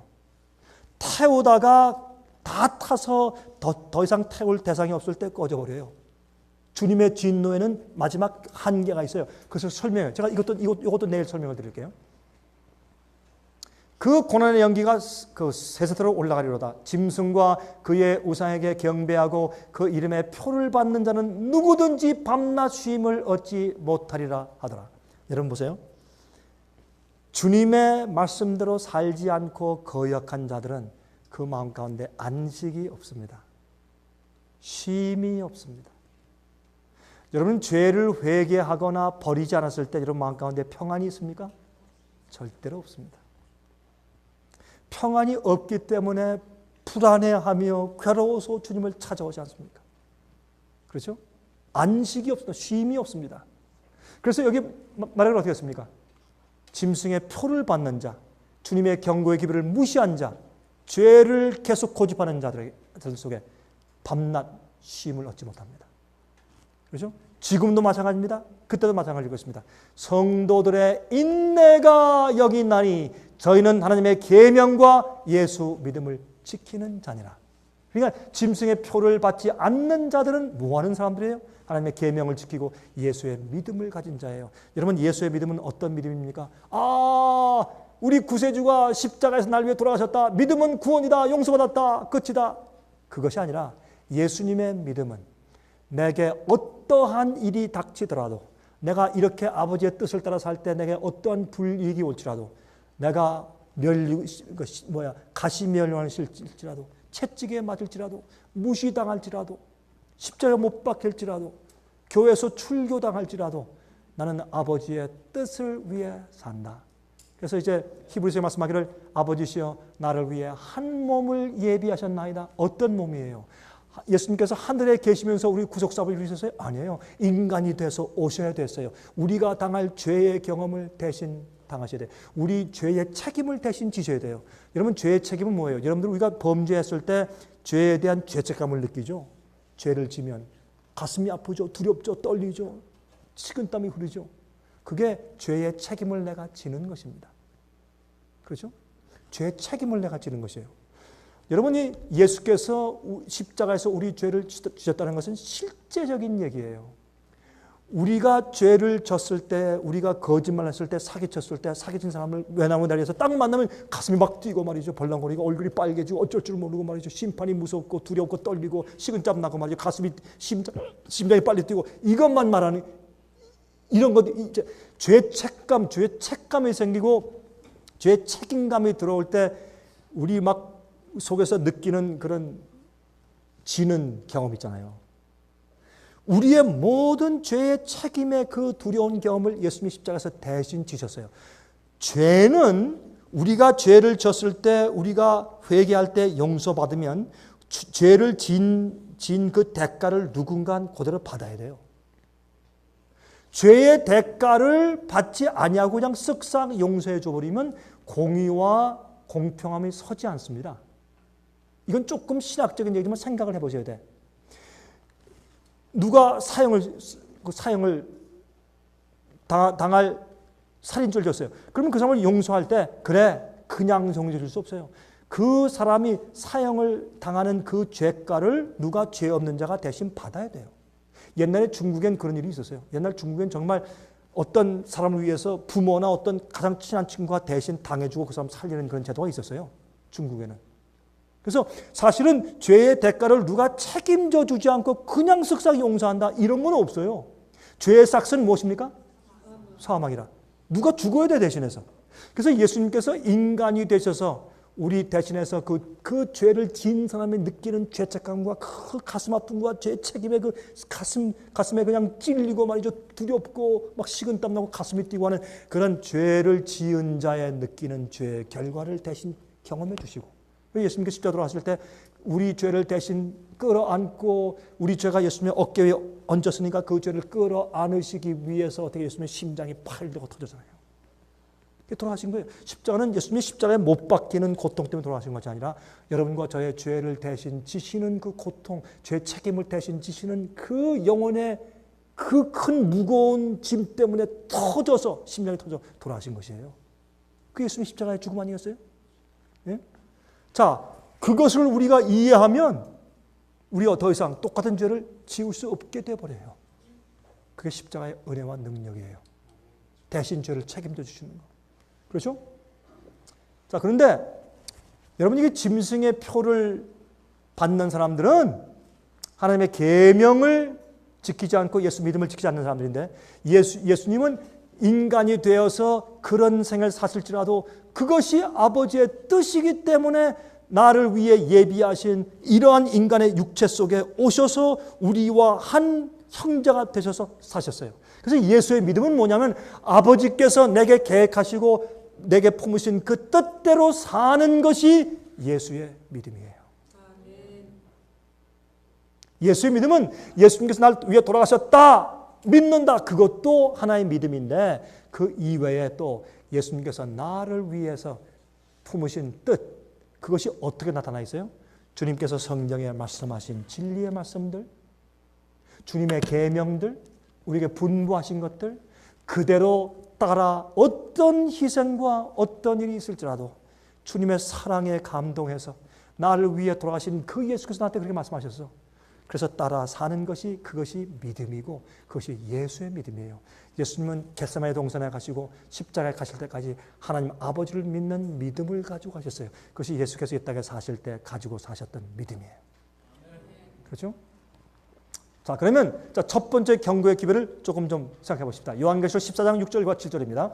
또 보니 다른 천사가 아까 설명했죠. 다른 천사의 의미를 공중에 날아가는데 땅에 거하는 자들 곧 여러 나라와 족속과 방언과 백성의 전할 영원한 복음을 가졌더라. 그러면 영원한 복음이 뭐냐 말이에요. 영원한 복음을 가지고 있더라. 그런데 그 영원한 복음을 지금 외쳐요. 그렇죠? 영원한 복음을 가지고 날아가면서 영원한 복음을 설명하고 외치는 그 구절이 어디 있어요? 그 밑에 있어요. 그가 큰 음성으로 가로되 무슨 음성으로? 큰 음성으로 무엇을 가리켜요? 영원한 복음을 선포하되 그 영원한 복음의 내용이 뭐예요? 제일 먼저 하나님을 어떻게 하며? 두려워하며 무서워 떨라는 것이 아니에요. 하나님을 경외하는 것입니다. 성경은 우리가 하나님을 경외해야 된다고 말씀해요. 하나님을 두려워하며 이것이 영원한 복음의 내용이에요. 잘 들읍시다. 하나님을 두려워하며 그에게 무엇을 돌리라? 영광을 돌리라. 왜요? 이는 그의 심판하실 시간이 이르렀음이니 하늘과 땅과 바다와 물들의 근원을 만드신 이를 경배하라 하더라. 그렇죠? 요 내용이 뭐라? 영원한 복음이라. 이 여기에 있는 이슈들이 오늘날 이 세상에 가르쳐지고 있는 타협되고 변질된 잘못된 복음이라는 것을 증거하는 것이에요. 오늘날 이렇게 변질되고 일반적인 복음을 전하는 그 복음 속에는 이것이 다 빠져 있어요. 이해하시겠습니까? 그래서 영원한 복음을 외치는데 그 영원한 복음이 뭐냐 말이에요. 여기 있는 말씀을 외친다 그 말이에요. 자, 그러면 우리 조목조목 가봅시다. 이것이 제가 지금 영원한 복음이 무엇인가 하는 것을 좀 설명하는 과정입니다. 영원한 복음이 무엇인가. 하나님을 두려워하라 하는 것이 영원한 복음의 내용이에요. 이게 무슨 말이에요? 잠언 8장 13절 여호와를 어떻게 하는 것은? 경외하는 것은 두려워한다는 말입니까? 같은 뜻이에요? Yes. 영어로는 fear the Lord. 똑같이 되어 있어요. 영어 단어는. 근데 한국말에는 두려워한다, 경외한다라고 다르게 기록되어 있지만 영어에는 똑같은 것이에요. 원문도 헬라말도 똑같아요. 여호와를 경외하는 것은, 두려워하는 것은 악을 미워하는 것이라. 교만과 거만과 악한 행실과 패역한 입을 미워하느니라. 그러면 하나님을 두려워하는 것은 무엇이에요? 죄를 미워하는 것이에요. 악을 미워하는 것이에요. 자, 이해됐습니까? 어렵습니까? 어렵지 않죠? 그러므로 복음 가운데 뭐가 가르쳐줘야 돼요? 죄를 미워하고 죄를 버리고 죄를 승리하는 일이 포함되어야 그게 참된 복음이에요. 그렇죠? 용서만 강조하는 것은 복음이 아니에요. 그렇죠? 신명기 8장 6절 내 하나님 여호와의 명령을 지켜 그 도를 행하며 그를 경외할지어다. 자, 하나님을 경외하고 하나님을 두려워하는 것은 뭐예요? 주님의 하나님의 명령과 도를 행하며 지키는 것입니다. 이해됐습니까? 그러면 복음 가운데 무엇이 포함되어 있어야 돼요? 하나님을 두려워한다는 것이 포함되어 있어야 돼요. 이것을 똑바로 강의하고 가르치지 아니할 때 그 영혼들이 복음을 아는 것 같이 상식을 가지고 멸망한다 그 말이에요. 그러므로 이 복음을 잘못 가르치면 큰 책임이 돌아오는 것입니다. 그렇죠? 또 하나 더 고린도후서 7장 1절 그런즉 사랑하는 자들아 이 약속을 가진 우리가 하나님을 두려워하는 가운데서 무엇을 온전히 이루어? 거룩함을 온전히 이루어 육과 영의 온갖 더러운 것에서 자신을 깨끗하게 하자. 이것이 뭐예요? 하나님을 두려워하는 것입니다.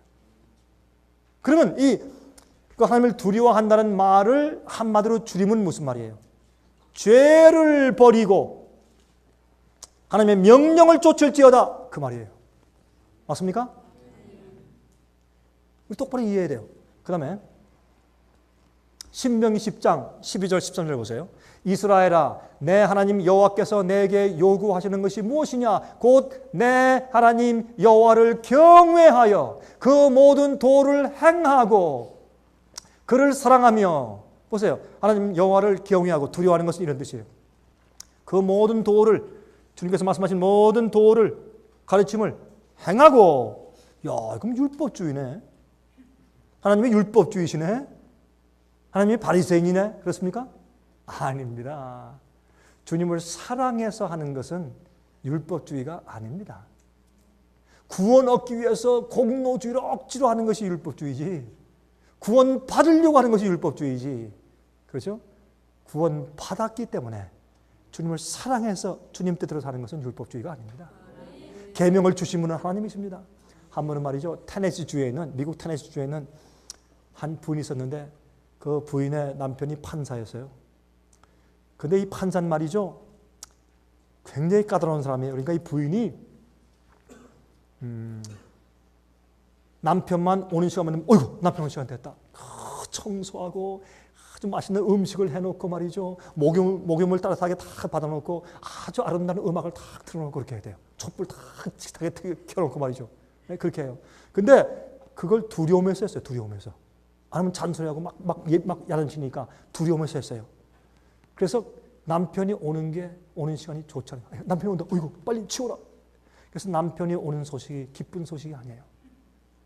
그랬는데 그 남편이 죽었습니다. 이게 실제 있던 일이에요. 죽었습니다. 그 다음에 몇 년 있다가 이 부인이 한 의사와 결혼을 했어요. 그런데 얼마 동안 결혼 생활을 하다가 그 친구가 와서 보니까 똑같은 일을 하고 있어요.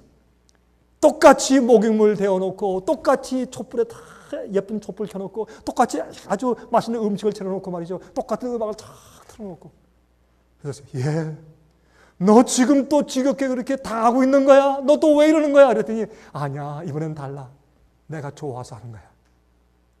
내가 좋아서.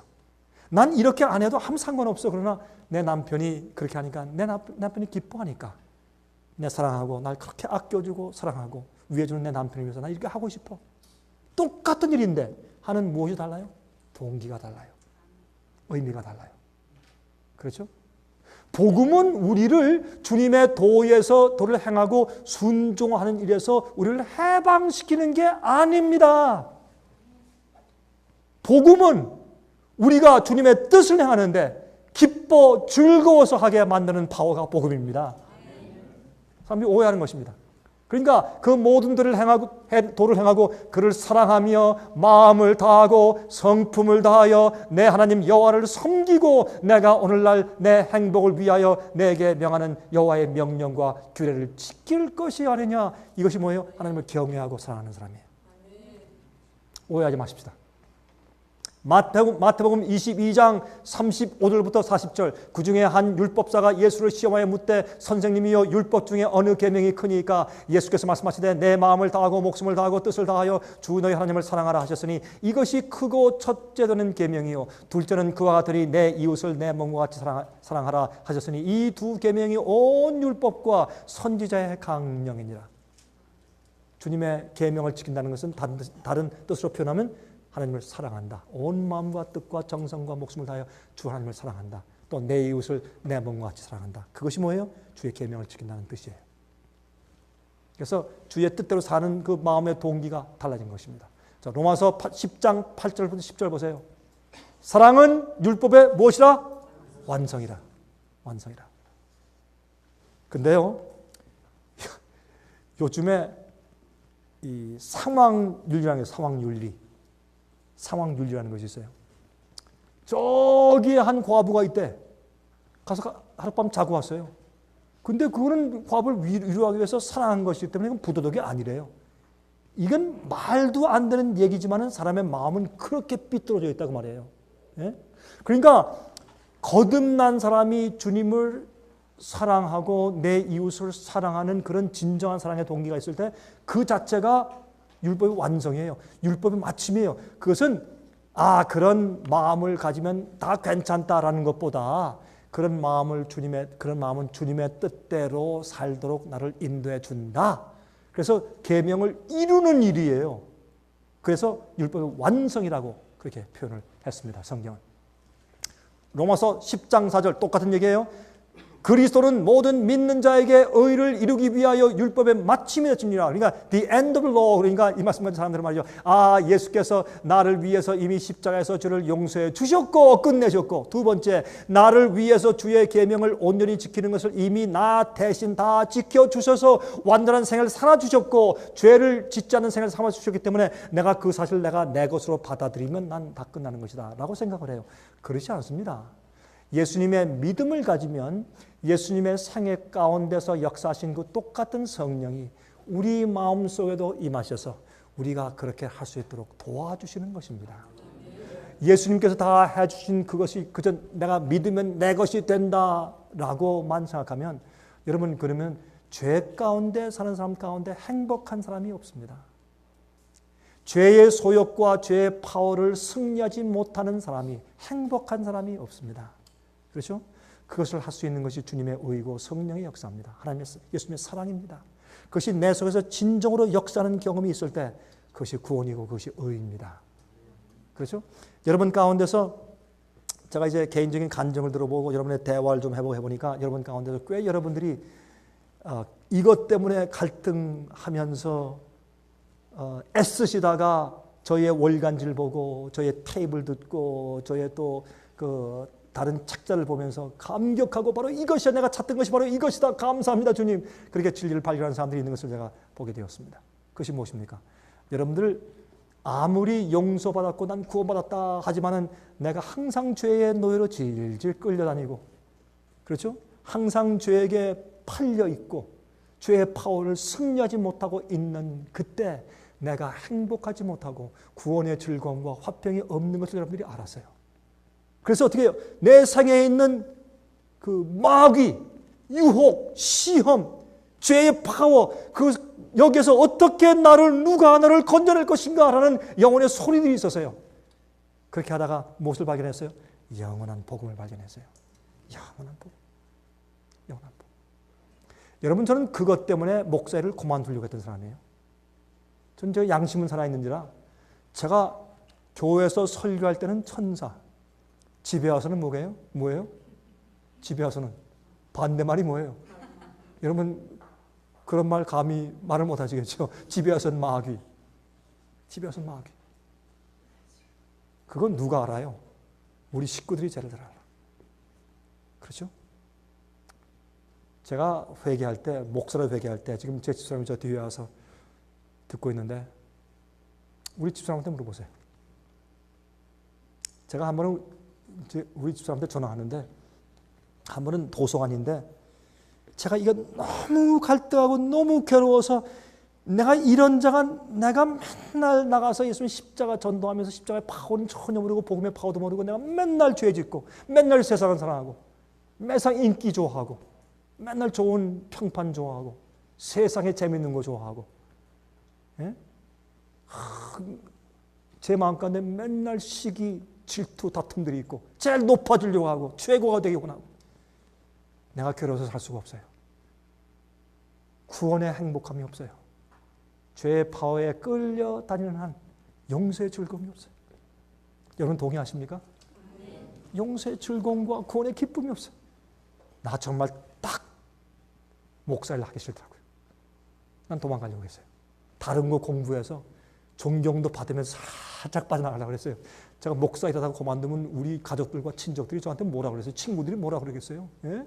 이거 얼마나 제가 이상한 오해를 받겠어요. 그 오해는 또 받기 싫고 해서 살짝 아주 얕게 살짝 도망가서 좀 더 그래도 목사는 그만뒀지만 좋은 일을 한다라고 할 수 있도록 다른 공부를 하려고 살 준비했는데 우리 집사람한테 말도 안 했어요. 제가 다 혼자 딱 계획해가지고 그렇게 너무너무 어려웠을 때 주께서 제 마음 가운데 오셨어요. 한 번은 제가 그 도서관에서 책을 읽고 있는데 옆에 사람들이 많이 있어서 책을 읽고 있는데 그 말씀이 살아서 움직이면서 제 가슴을 치는데 정말 주의 말씀은 좋아요 낯선 검처럼 살아있고 뾰족해서 제 관절과 곳을 찔러 쪼개는데 와, 제가 견딜 수 없어요. 그 말씀이 얼마나 파워풀하고 얼마나 제 마음을 치고 변화시키면서 제 마음을 주 앞에 굴복하게 하고 주 앞에 두 손 들고 나가야 하는지 얼마나 은혜스러운지 그 말씀을 읽고 또 읽다가 갑자기 제 마음 가운데 어떤 생각이 들어냐면 내 두 어깨를 짓누르고 있는 몇 톤 같은 죄의 무게가 갑자기 뚝 떨어져서 나가는 그런 느낌, 평안을 느끼는 것입니다. 갑자기.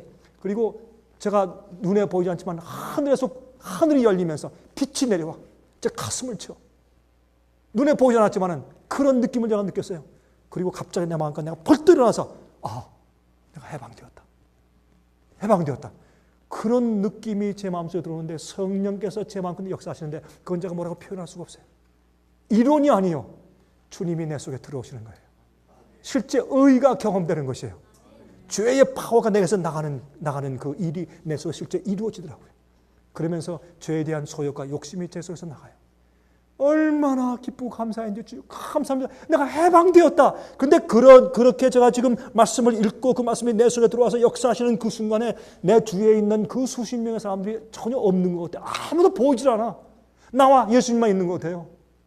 그리고 주여 감사합니다. 내가 해방되었습니다. 하고 내가 벌떡 일어나서 복음 전하는 목사가 벌떡 일어나서 그 책을 접고 제가 뛰어나왔어요. 도서관에서 뛰어나와서 문을 열고 보니까 하늘에 새들이 보여요.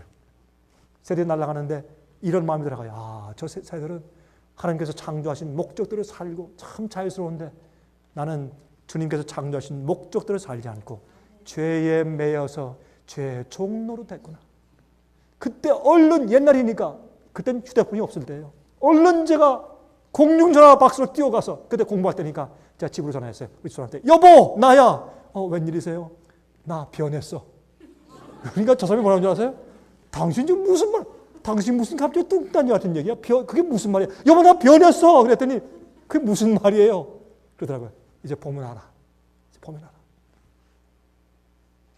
제가 어제 집사람한테 가서 여보 미안합니다. 내가 잘못했습니다. 우리 교회에서 설교할 때 가장 내 설교 듣고 가장 감화를 받지 못했을 사람이 바로 당신이었을 것이요. 왜요? 나를 제일 잘 아니까. 내가 제일 처음 우리 집사람한테 용서를 구했어요. 우리 아이들에게 용서를 구했어요. 영원한 복음은 그런 것이에요. 의는 경험하는 것이에요. 우리가 죄의 파워를 이기지 못할 때 어떻게 우리가 구원의 즐거움이 있을 수 있어요? 예? 하나님을 두려워하면 계명을 지키는 일이 생겨요. 주님을 경외하면 주님의 뜻대로 살게 되고 예수님이 율법의 마침에 왜? 예수님께 나가면 우리가 주님의 계명을 지킬 수 있는 파워가 생기고 복음이 경험되기 때문에 예수님은 여기 가면 율법의 끝이에요. 이것은 율법에 매여 살고 율법의 정죄를 받지 않아요. 주님 안에 가면 주님의 계명을 지키는 품성과 마음이 생겨요. 용서가 생기고 변화가 생겨요. 그래서 예수님은 율법의 마침이에요. 율법을 완성시키는 분이에요. 없애고 폐하는 분이 아니에요.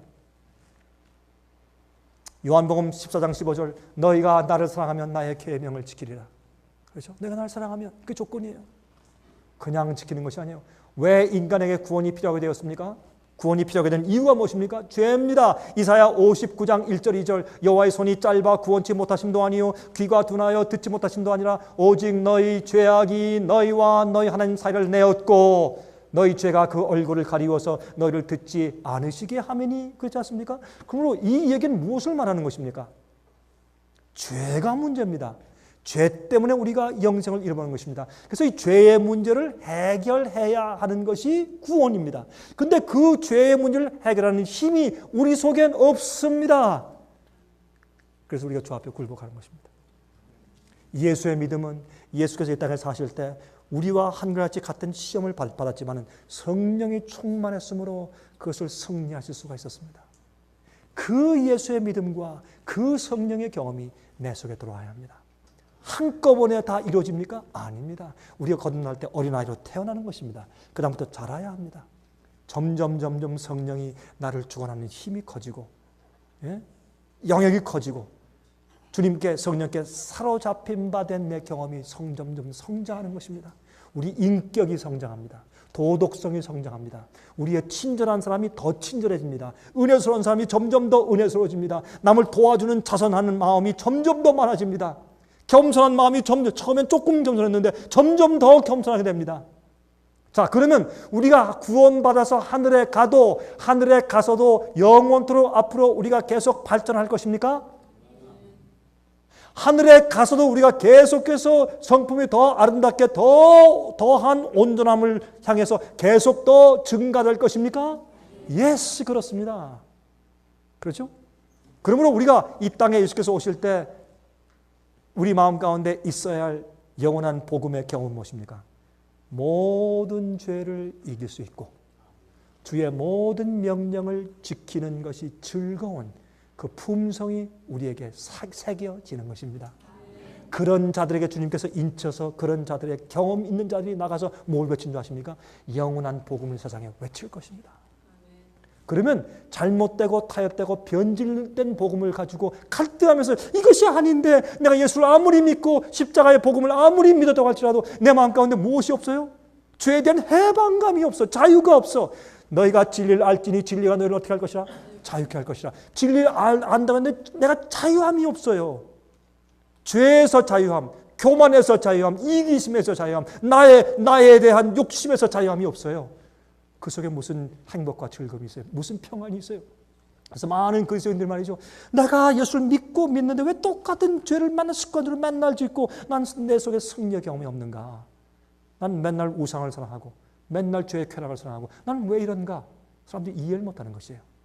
그러면서 아무리 복음을 믿는다고 교회 다니고 오고 다니고 와도 내 생에 변함이 없고 죄의 파워가 항상 나를 억어하고 나를 주관하는 것을 그들이 경험할 때 그들이 완전히 좌절하는 것입니다. 더 이상 예수가 믿고 싶지 않아요. 교회 왔다 가는 것이 그냥 형식이요. 믿으니까 믿습니다. 하지만 진짜 믿음이 안 와요. 내가 정말 구원받았는가 하는 의심만 생겨요. 그런 자들에게 거듭남의 경험을 하시고 주님께서 정말 구원의 복음의 능력을 경험케 하시는 것이 영원한 복음이에요. 이걸 이해한 사람들은 나가서 어떻게 해요? 성령이 충만해서 복음을 전할 수 있어요. 그래서 이 마지막 주님의 경고는 오늘날 예수를 믿는다고 하는 자들에게 진짜 그들이 예수를 정말로 믿는 것인지 시험하기 위해서 주님께서 이 마지막 복음을 전파하는데 이 경고는 첫 번째 경고인데 굉장히 힘이 있을 것이에요. 근데 이 경고는 말이죠. 여러분 보세요. 옛날에 바울이 그 에베소 교회 가서 그렇죠?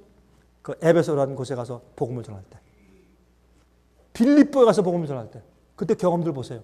막 돌에 맞고 막 그랬지만 그러나 하나님께서 기적을 베푸시고 어떤 섭리를 베푸시니까 사람들이 금방 믿게 됐잖아요. 빌립보 감옥에 갇혔을 때 성령의 음성을 듣고 가서 복음을 전하는데 큰 두드려 맞고 어디 갔어요? 감옥소에 들어갔어요. 근데 감옥소에 들어가서 어떻게 했어요? 그들이 바울과 실라가 뭘 불렀어요? 찬송을 불렀어. 찬송을 부르니까 뭐가 났다? 지진. 근데 그 지진이요, 역사에 보면 그 당시에 빌립보 지방에 지진이 그때 있었다는 기록이 없어요. 그러니까 그 지진은 어디만 있었어요? 감옥 안에만 있었어. 감옥에 문이 열리는 지진이 막 일어났어요.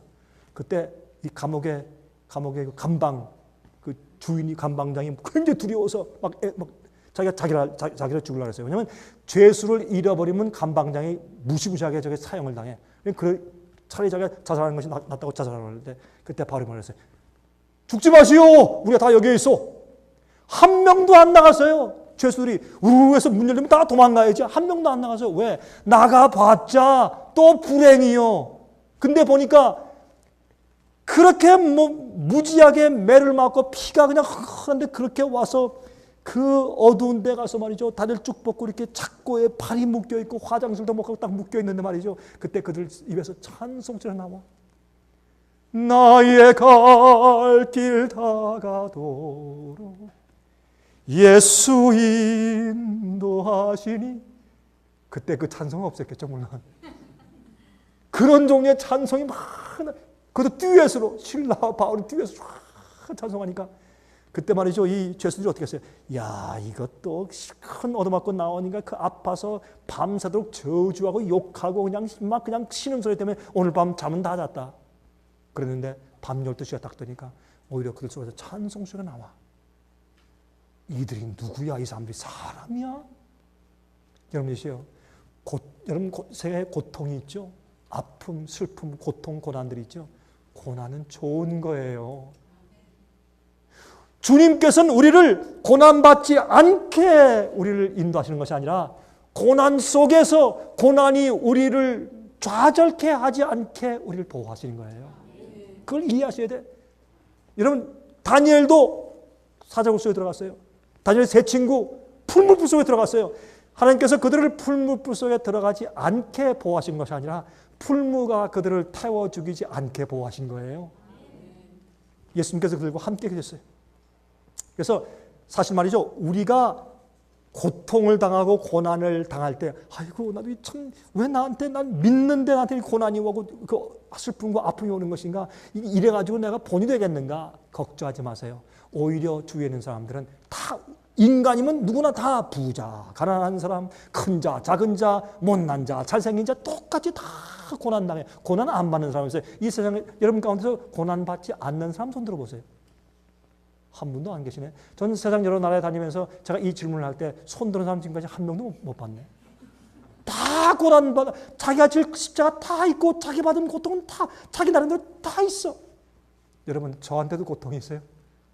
누구나 다 고통이 있어요. 그래서 사람들은 뭘 보는 줄 아세요? 저 사람은 주님의 축복받아가지고 돈 잘 버나 고통이 있나 없나 그거 보는 게 아니에요. 똑같은 고통을 당해도 그 사람은 고통을 어떻게 이기고 승리하는가 그걸 보는 거예요. 그 고통이 오히려 우리에게 찬송을 주고 오히려 감사하고 주님이시여 주님께서 내 생에 최선을 아시는 것을 나는 믿습니다.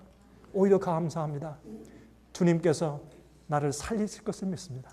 참고 욥처럼 견디고 고통 때문에 불평하고 원망하지 않는 믿음을 볼 때 그때 우리가 참된 주님의 증인되는 것입니다. 사업 잘 되고 뭐 잘 되고 자식 잘 되고 다 잘 돼서 축복받는 그 모습이 주님의 증인되는 줄 알죠? 아닙니다. 그건 믿지 않는 사람들이 더 잘 벌어요. 여러분 돈 잘 벌잖아요. 그 사람들이. 그게 중요한 것이 아니라 이 생애의 고난과 고통을 지날 때 그것을 경험하는 그 경험 속에서 우리가 주님께 어떤 태도를 가지냐 말이에요. 그것이 여러분이 증인되는 길입니다. 그들이 찬송할 때 그들이 온 죄수가 귀를 기울였어요. 그런 다음에 어떻게 했어요? 한 명도 안 나갔어요. 왜? 나가봤자 똑같은 옛날의 죄의 고통의 생활인데 이제 이 세상에서 당하는 모든 죄와 고통과 고난과 죽음에 대해서 해답을 가지고 있는 자가 여기 있어요. 있는데 그 사람들 옆에 있으면 되지 왜 나갈 마음이 없어요. 그래서 한 명도 안 나간 거예요. 그런데 지진이 났죠. 지진. 왜 지진이 났는가 하면 제가 한번은 설교법 시간에 제가 대학생들 가르친 다음에 나와서 7분짜리 설교를 하라고 시키는데 한 학생이 나오더니 그걸 해석을 하는데 그냥 무릎을 쳤어요. 야, 그 멋있는 해석이다. 물론 꼭 진짜로 그런 건 아닌데 그 해석이 아주 정말 cute, 아주 재밌어요. 이렇게 얘기를 해요. 아마 자기 생각할 때는 그 해석은 이래요. 자기 생각할 때는 하나님께서 그 어두운 감방 속에서 그 고통과 아픔 가운데 찬송을 부르는 그 바울과 바나바의 노랫소리를 들으니까 하나님께서 너무 기뻐서 하늘에서 이 발로 장단을 맞추셨다. 이렇게. 그러니까 거기에 지진이 났대요. 물론 그게 아니겠지만 그 해석이 제가 들을 때 참 멋있더라고. 정말 그럴듯해. 여러분이시여. 그래서 우리의 그 예수의 믿음 때문에 우리 주위에서 지진이 생겨요. 지진이. 죄에서 해방되는 사람들이 생겨야 돼요. 여러분. 그게 복음의 파워 아니에요. 여러분들이 해방되고 남도 해방되고. 그 예수님의 은혜예요. 성령의 은혜고 어떨 때 우리가 온 마음을 다해 주님을 찾고 나가서 주여 나는 죄인입니다. 나를 불쌍히 여기시옵소서. 어떤 문둥병자 예수님께 왔어요. 주여 뭐라 그랬어요? 주님 나 고칠 수 있어요 없어요 그랬어요? 안 그래요. 뭐라 그랬어요? 주여 원하시면 나를 깨끗하게 할 수 있습니다. 그럼 믿었어요. 주님께서 나를 깨끗하게 문둥병을 고치는 것은 우리 죄의 병을 고치는 것으로 성경이 상징하고 있어요. 주님, 예수님, 다윗의 자손 예수요. 당신께서 원하시면 나를 깨끗게 할 수 있는 것을 나는 믿습니다. 예수님 답변이 뭐예요? 내가 원하노니 깨끗함을 받으라. 주님은 여러분과 제가 죄의 병에서 깨끗함을 받기를 원하세요. 여러분들은 승리할 수 있고 그 죄의 파워를 버릴 수 있고 주님께 굴복할 수 있고 새로운 사람이 될 수가 있습니다. 우리가 구원이 필요하게 된 이유는 뭐예요? 범죄해서 그래요. 이것은 율법을 어긴 것이에요. 그 당시에. 그렇죠? 쫓겨났어요. 선악과 계명을 보세요. 하라, 하지 말라. 이 동산 안에 있는 모든 실과는 다 따먹어라. 그러나 이 중앙에 있는 선악과만큼은 따먹지 말아라. 하라, 하지 말라요. 십계명도 뭐예요? 십계명 쓰고 보세요. 하라, 하지 말라. 그거예요. 하라는 거 하세요. 하지 말라는 거 하지 마세요. 그거 안 돼요? 기도하세요. 그럼 주님께서 성령으로 할 수 있게 해주세요. 그게 복음이에요. 어렵습니까? 아니에요. 구원은 죄의 문제를 해결해 주는 것이 구원이에요. 구원은 예수님이 십자가에 돌아가셨다 믿는다. 와, 구원을 하늘에서 이름 딱 기록해 줬다. 그거는 눈 감고 아웅하는 거지. 그거 구원 아니에요. 구원은 우리 속에서 죄의 문제를, 죄의 파워를 해결해 주시는 것이 주님의 구원입니다. 하나님께 영광을 돌리라. 무슨 뜻이에요? 마태복음 5장 16절 이같이 너희 빛을 사람 앞에 비추게 하여 저희로 너희 착한 행실을 보고 하늘에 계신 너희 아버지께 영광을 돌리게 하라. 우리가 하나님의 뜻대로 올바로 살 때 주위는 사람들이 저 사람 믿는 예수는 누구야? 야, 참 진짜 신이네. 그렇게 해서 우리가 사는 그 생애를 보고 우리 주위에 있는 사람들이 하나님께 영광을 돌리게 하는 것, 그것이 하나님께 영광을 돌리는 것이에요. 하나님을 두려워하는 그런 아까 우리가 공부한 그런 대로 살면 이런 일이 결과로 생기게 되는 것입니다. 베드로전서 2장 12절 너희가 이방인 중에서 행실을 선하게 가져 너희를 악행한다고 비방하는 자들로 하여금 너희 선한 일을 보고 권고하시는 날에 하나님께 영광을 돌리게 하려 함이라.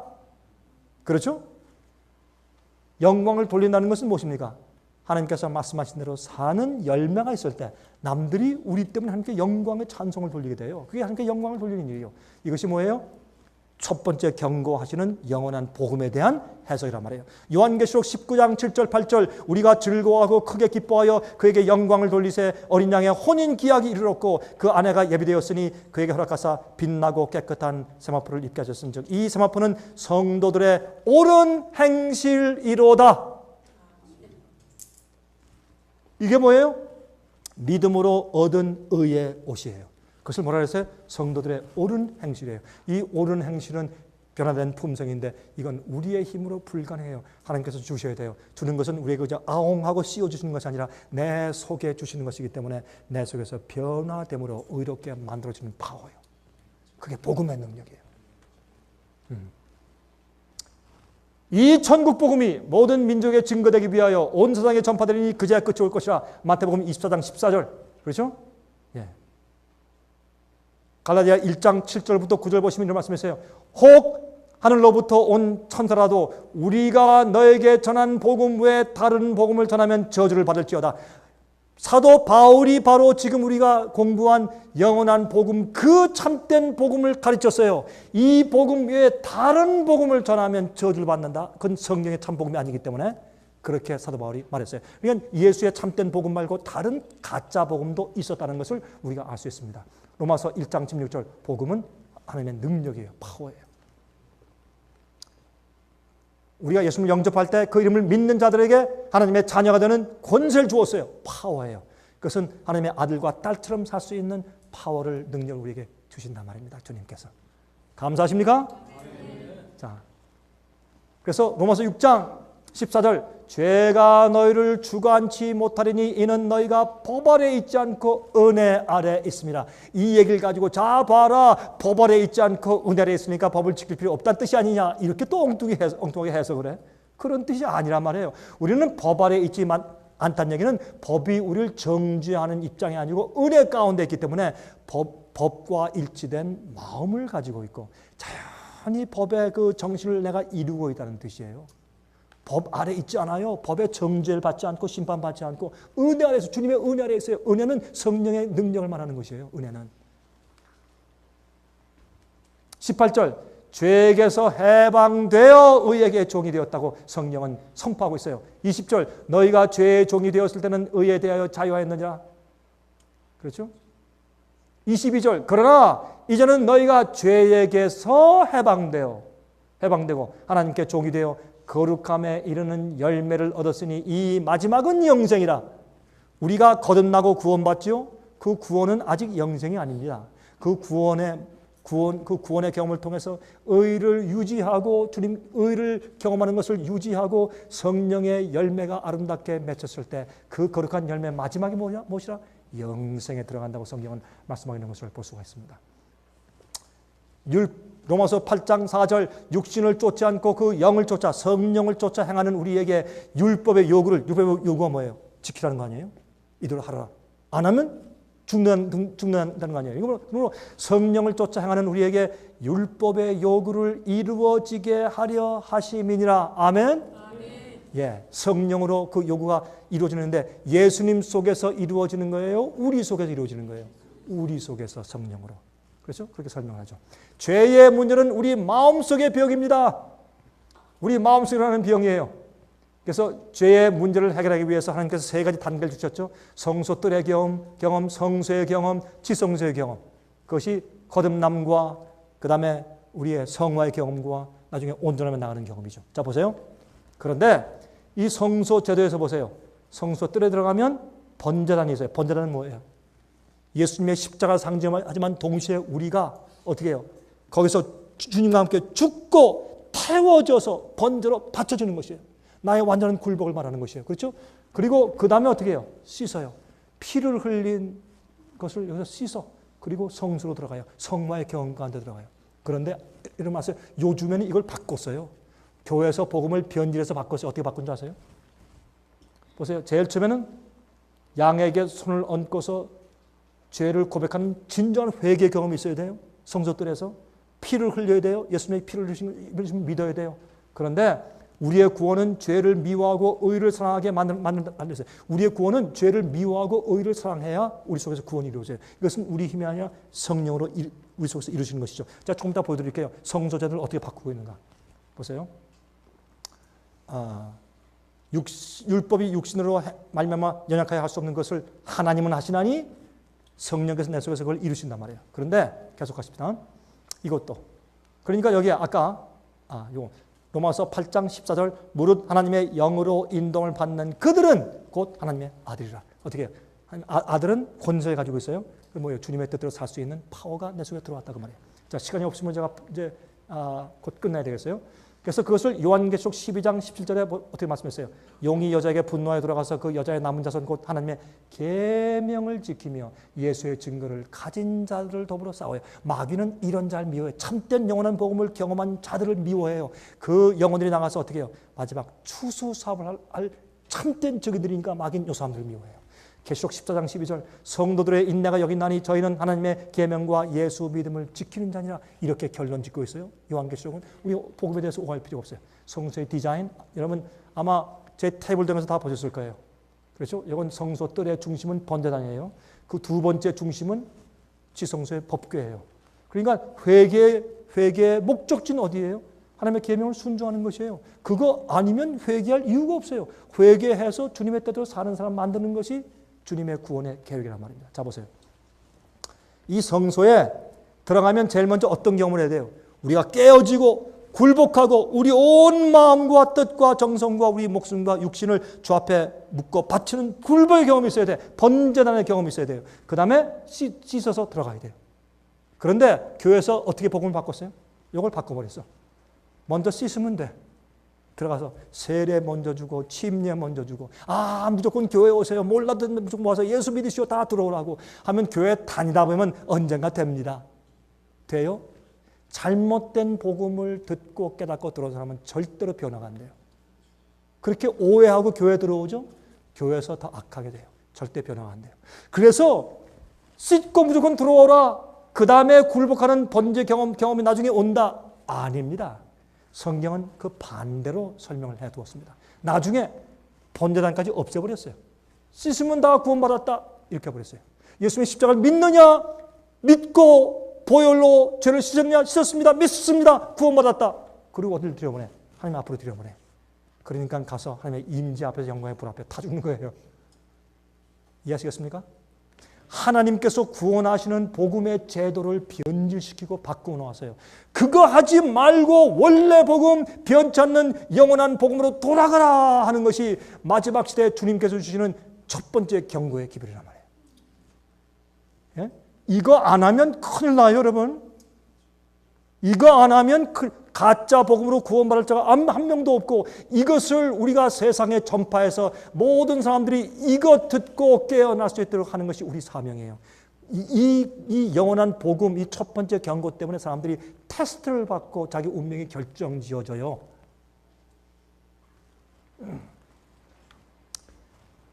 자, 시간이 다 됐습니다. 십자가는 크로스하는 장소에서 하나님의 뜻을 위해서 내가 죽는 경우에 십자가는 이거죠. 하나님의 뜻, 나의 뜻, 그것이 이렇게 가로지르는 그 지점이 십자가예요. 오늘 이날 저녁에 여러분에게 십자가가 있죠. 여러분 하나님의 뜻을 아시죠. 주님의 요구를 아시죠. 그런데 여러분은 어떻게 해요? 여러분의 뜻과 소원과 내 고집이 있어요. 그것이 딱 이렇게 가로질러 갈 때 여러분은 무엇을 택하십니까? 무엇을 택하세요? 그것이 여러분과 제 앞에 놓여있는 오늘의 십자가입니다. 주님의 뜻을 택한 분이 예수님이에요. 예수님은 그때 아버지의 뜻을 택했어요.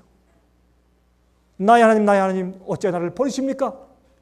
그렇게 버림받음을 느낄지라도 십자가에 우리 대신해서 죄를 지시고 돌아가시는 것이 아버지의 뜻이었어요. 예수님은 내 영혼을 아버지 손에 의탁합니다 할 때까지 아버지의 뜻을 높였습니다. 그것이 예수님의 십자가였습니다. 여러분과 저에게도 십자가였습니다. 우리는 무엇을 받아들이고 무엇을 높일 것입니까? 예? 이것이 복음의 테스트입니다. 여러분은 제발 주님의 이 첫 번째 경고, 우리가 경험해야 될 경고, 이것을 남들에게 전파해야 할 이 경고를 받아들이고 이 주님의 자비의 경고 때문에 영생할 뿐더러 주님의 마지막 추수삽을 돕는 일꾼들 되시기를 제가 간절하게 바랍니다. 기도하겠습니다. 자비하신 하늘에 계신 우리 아버지시여 감사합니다. 주 앞에 간절히 기도합니다. 아버지, 저희가 오늘 주님께서 이 시대에 살고 있는 하나님 백성들에게 정말 애소하시는 간절한 사랑의 경고의 말씀을 공부했습니다. 주님, 우리가 받아들입니다. 마음문 엽니다. 주님, 우리 속에 들어오셔서 주님의 뜻을 우리 속에서 이루어 주시옵소서. 우리가 주 앞에 굴복하기 원합니다. 죄를 드리기 원합니다. 우리의 욕심과 우리의 소원을 꺾고 아버지의 뜻을 받기를 원합니다.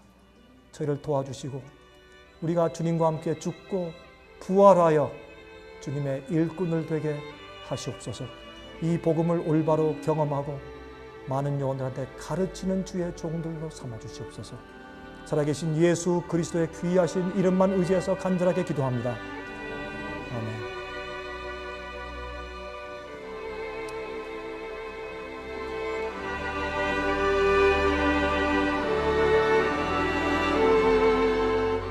은혜 많이 받으셨습니까?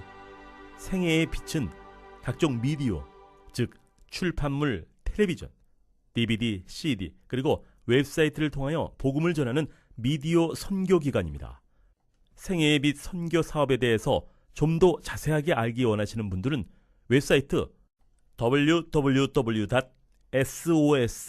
www.sostv.net을 방문하시기 바랍니다.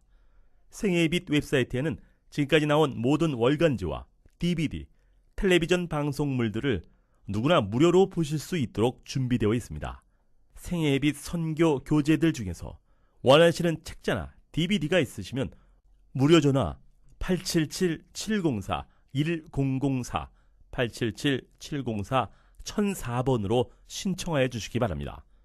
미국 동부시간으로 월요일부터 금요일까지 9시에서 5시 사이에 전화해 주시기 바랍니다. 그럼 다음 시간까지 안녕히 계십시오.